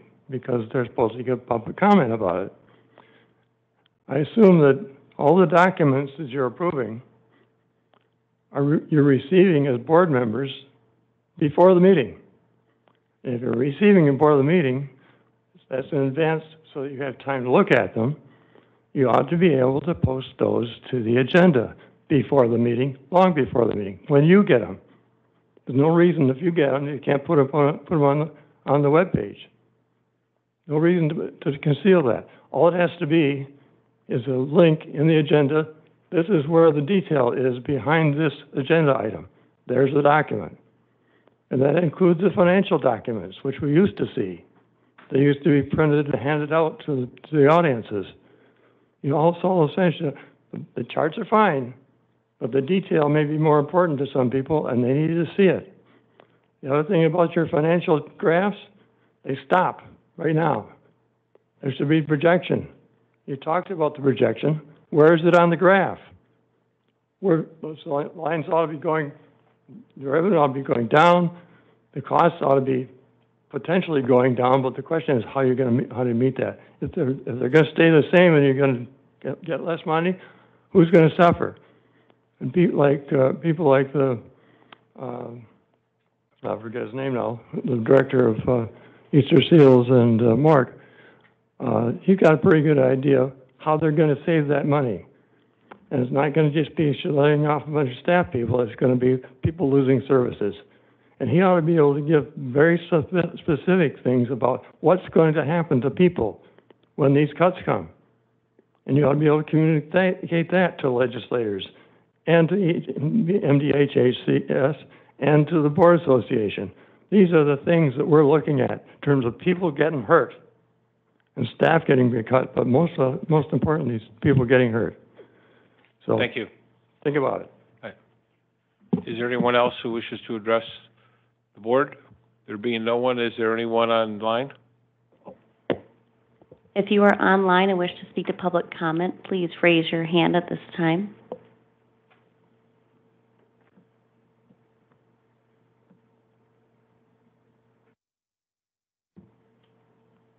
There being no one, opportunity for our second public comment is ended, and we will now go to our director's report. Good evening.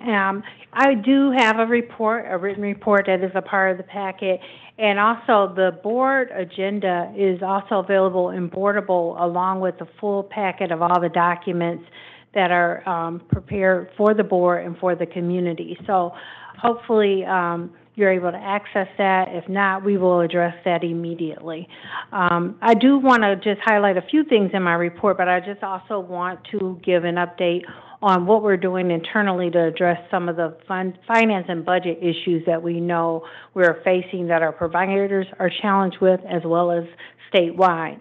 So it was World Autism Acceptance Day on April 2nd, and it's lighted blue, and it's a campaign that is celebrated across the state and across the country.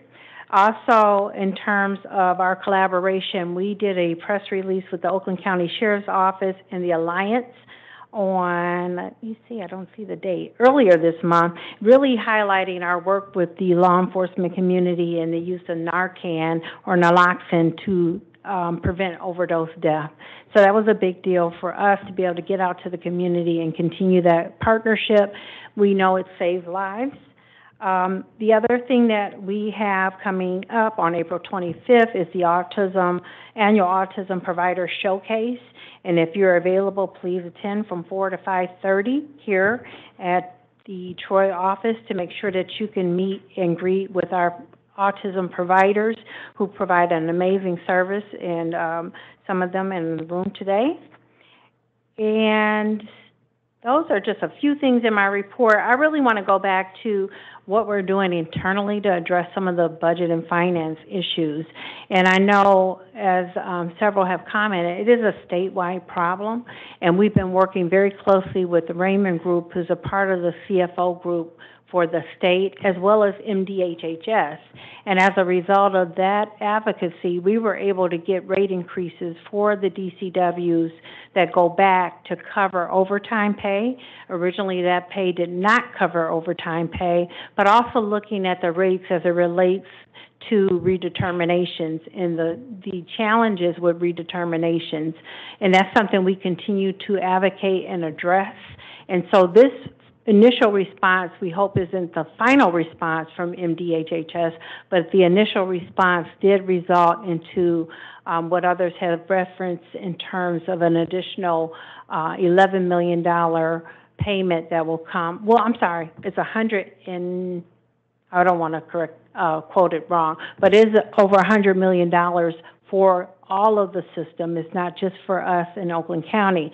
So actually it does result into some small increases to our annual or monthly revenue. And then over time, we need to continue to advocate for better funding for this system. The other thing that I'll say is that we're doing internally some work to make sure that we are building a claim system. And one of the things we're working on with Raymond as well is improving or completing the implementation of our software.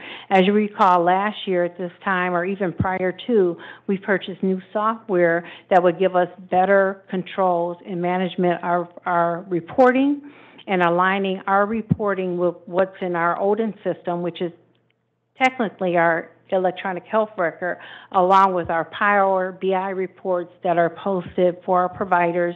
So making sure everything aligns.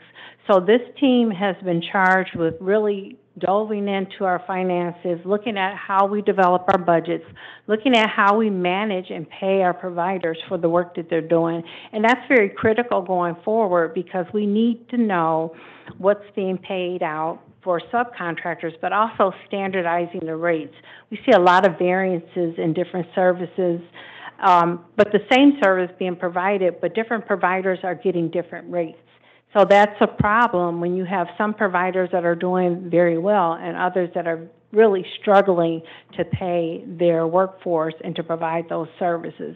So if you recall, we started off with the pandemic and we had started service models, but quickly as the pandemic, we had to change directions very quickly and go into a cost reimbursement. So we pay providers based on historical activity, and we provided provider stability payments that were supported by the funding through the state. At this time, those provider stability payments and those additional funds that we would receive from the state during the pandemic have stopped.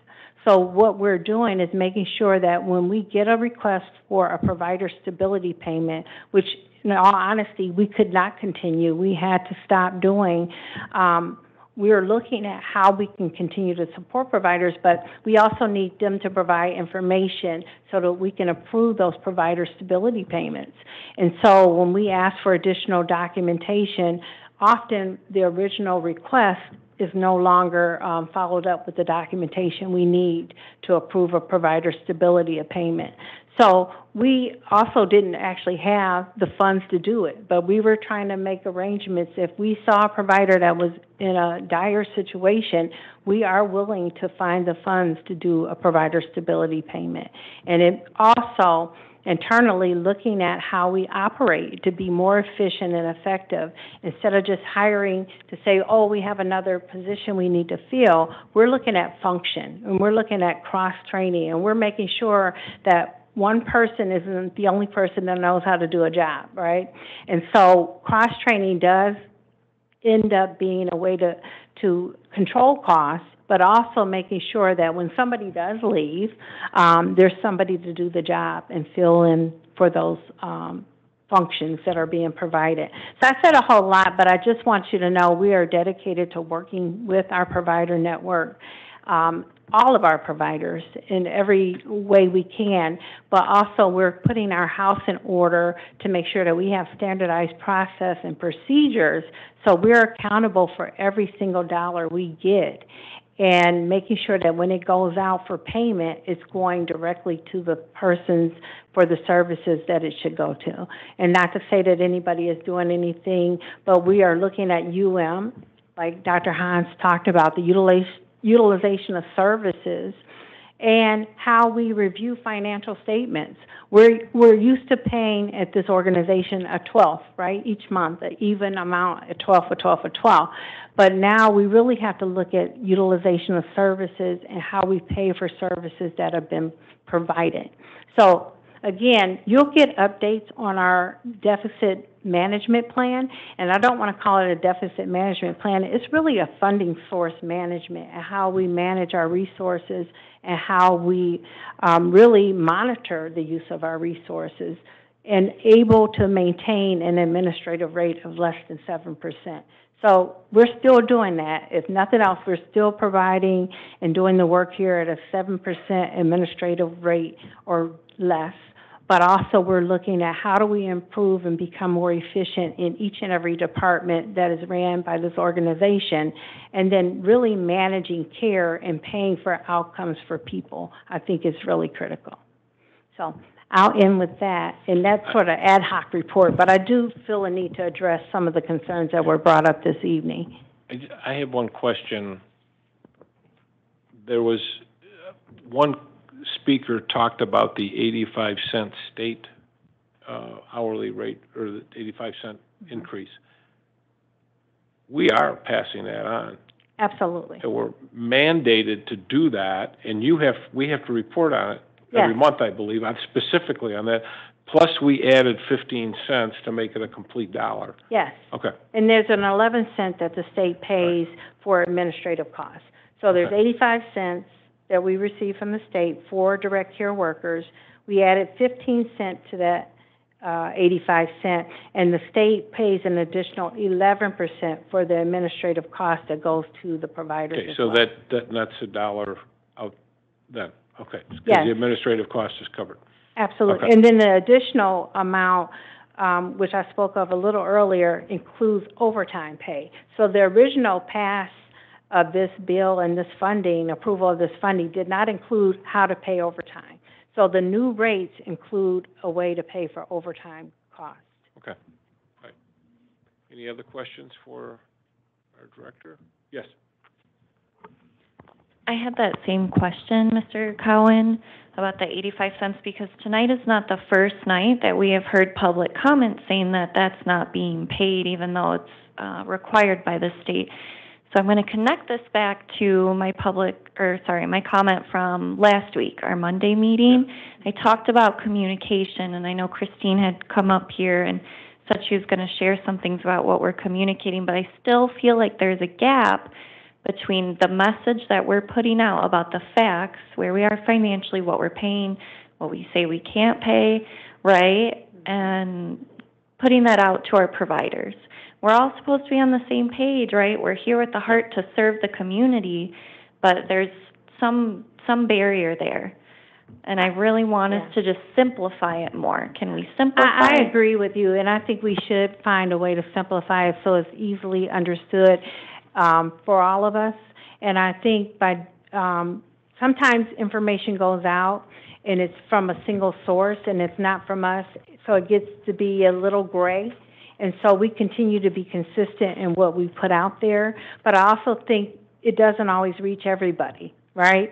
And so the best way to do that is really stick with the consistent message. And I think working with our providers, I appreciate Brent and Dennis and the ARC, Dawn showing up, because we do need that feedback. We do need to work together. And I think the other piece of it is that when we make changes at our level, it impacts our providers, but it also impacts who our providers are also working with. Mm-hmm. So there are some things that we have to do to better manage some of the programs. For example, we heard a lot of talk about self-determination, and self-determination is the right of every individual that receives services, right? And to do a self-directed budget. But also there's a fiscal intermediary portion in there that manages the funding. So there's these layers, and that makes it much more complex. Mm-hmm. And then self-determination, I think, and person-centered planning are amazing concepts, but when it brings in the funding part, you know, it gets a little confusing for people. And I think we need to figure out a way to clearly talk about self-determination, to clearly talk about the role we all play in it, but also how do we help people determine the rates? Because you're talking about employees of record who are family members and things of that nature.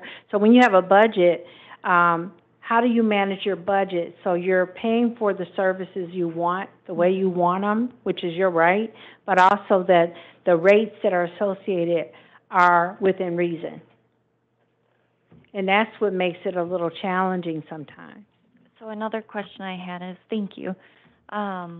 If we're having meetings with the provider system, so that way we are talking about these issues, and someone online had said, like, we're here, tell us what we can do to advocate together, right? One of the providers who gave public comment. So we don't have to go into this too much, but I just hope that we are communicating, right? Like having a space where we can specifically talk about this issue, our leaders and the leaders of the provider network, and problem solve, right, together. You know, and honestly, and I believe in transparency, and sometimes it does put us at risk for more scrutiny, right? But I do believe in transparency, and I think that it's important to note that we have had providers reach out to us, and we need to respond back in a timely manner.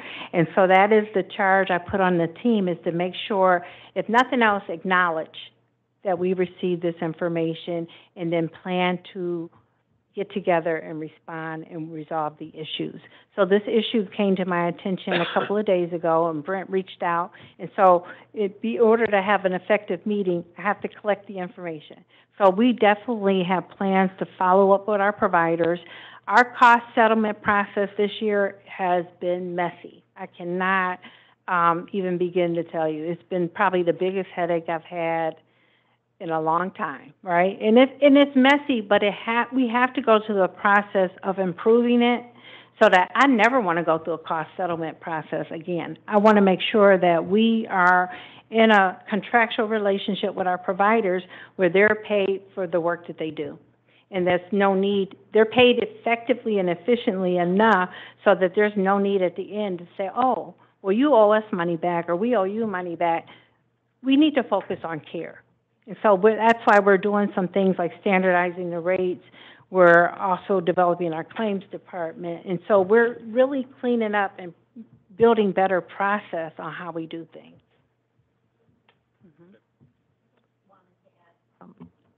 The comments you made.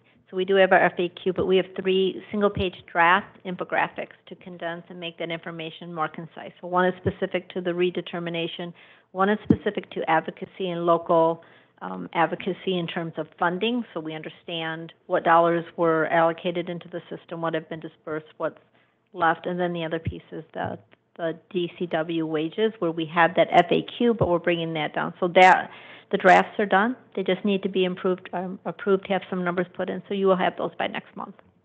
You're welcome. Can I say this too? We do those infographics, but if you're not involved in the day-to-day, they're still hard to understand.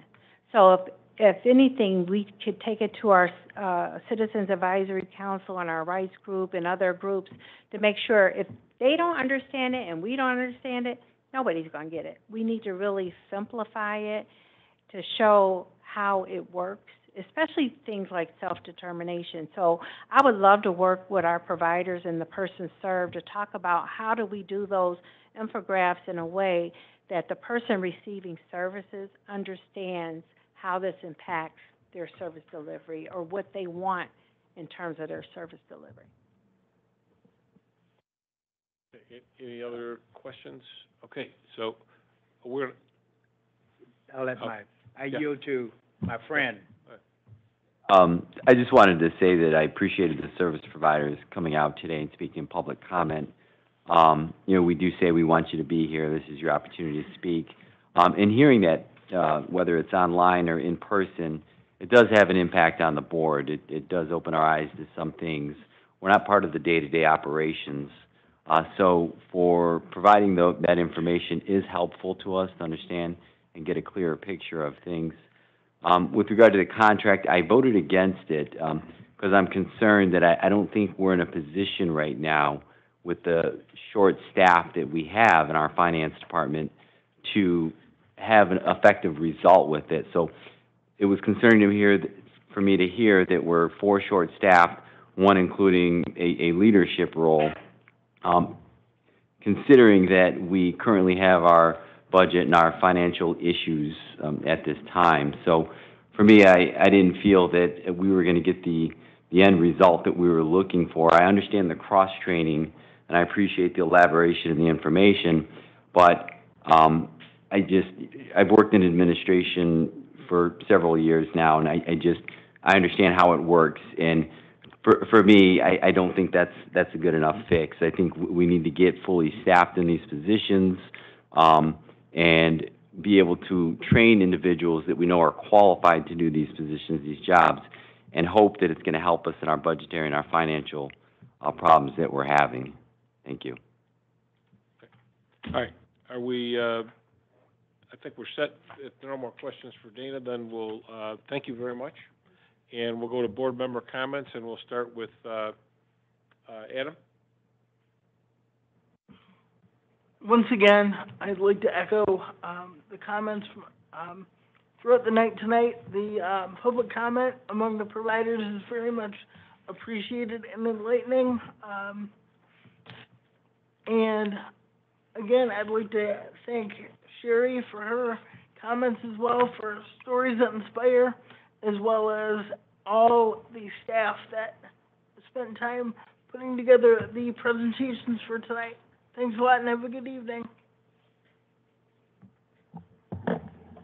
Yeah, I was really moved by Sherry Rashman's presentation. I have known her for a long time, but I did not know her story. So this is really inspiring, and it makes me feel proud that I'm working, and humbled also that I'm serving on this board. I also recognize the providers for being here. Thank you for being here, because without the provider stories like Sherry's will not be possible. And we have to make every effort that the recipients of services as well as the providers are successful, for which they put so much effort every day. So thank you for being here. Thank you. Hello. I'll try to make this quick. I also want to say that the public comment from everyone, it was very impactful. We hear you. And I hope everyone understands that it doesn't go. We receive what you're saying, and we're in agreement with the need. Regarding stories that inspire hope, and Ms. Sherry, I definitely enjoyed her sharing her story. And I think in addition to her story just inspiring or illustrating the importance of hope, her story also indicated the importance of a village. And we all here, outside of here, people who provided public comment, we're that village. And not only the village that helps an individual, but an organization. So I appreciate that, and I saw that importance there. And I also want to give my comment regarding finance and the need for the consulting services. I hear the concerns for a lack of staff, but what I also heard is there is work to be done. And I guess this is where I'm not an administrator. I'm a physician, and I remember being on call. You can't say, hey, we need more doctors here. It's like there's work to be done. It has to be done. And so those reports have to be completed, and I think that's important to illustrate. Cross-training, great. I was happy to hear that you're working on self-sufficiency, but I still heard there are reports that need to be done, and those reports impact the entire organization, and it impacts the people served. That's it. Thanks. No comment. Thank you. I did want to respond in terms of why I voted yes on the Riemann contract. First of all, if there's a staff of 21 and you're missing 4, that's 17 people. So you have 75% of your staff on board. And I believe with 75%, you can cross-train because people are going to come and people are going to go.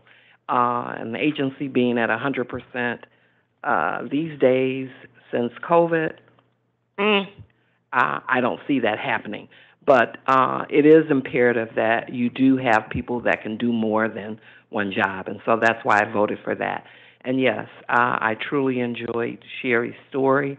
You know, I've known her in the field for years, but like you, Dr. Hans, I did not know all that went on behind her story. And so her sharing her installation of hope with others, to me, was very encouraging. And I do appreciate the comments from the providers on tonight, because without money, we know they can't do the necessary work, but we can't give what we don't have, so we do have to work together to make sure that we can meet the needs of the people, because that's why we're here. Thank you. Christina? I appreciate the public comment tonight from our public, from the individuals and the providers. And Dana, I appreciate you addressing it too. Thank you. Mr. Jones?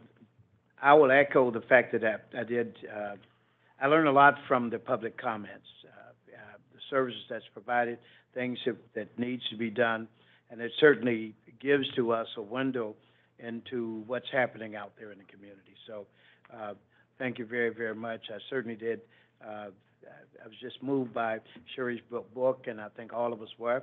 As I mentioned, she's an overcomer, and I'm pretty excited about that.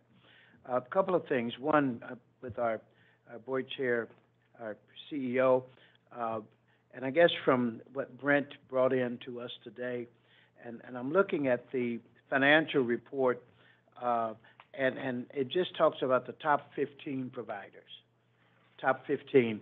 And I think over these last few weeks, we've heard from about 2 or 3 of them, maybe 4, talking about the concerns and issues that they have. And I'm wondering about maybe whether it's the 15 or whether it's a few more than that coming together and saying, hey, let's talk about where we are, what's going on. Maybe there's some idea sharing that can be given that can help us to work through the financial situation that we're faced, because everybody's facing it. So maybe that's one of the things that needs to be done. I do think that what our CFO is doing is great. You know, coming in at the time that she came in, and there's a saying, there's no time to think about draining a swamp when you're knee-deep in alligators. And so the thing is that I think that she's done a yeoman's job at this particular point for that. But overall, thanks for everything that everybody does. This group just works very hard and diligently on what you do. I happen to be out there on the ground, so I know what you're doing. So I just really appreciate what you're doing and the reports that you give. And so thank you very much. And thank you, Mr. Chairman. You're in a great position there. Thank you. Yes, Sarah? No comment. Okay. Just a reminder that we have a meeting, a study session on Thursday, the 25th. It begins at 6 o'clock. And for those of you on the executive committee, we have a meeting at 5 o'clock to set the agendas for the month of May. So with that, we stand adjourned.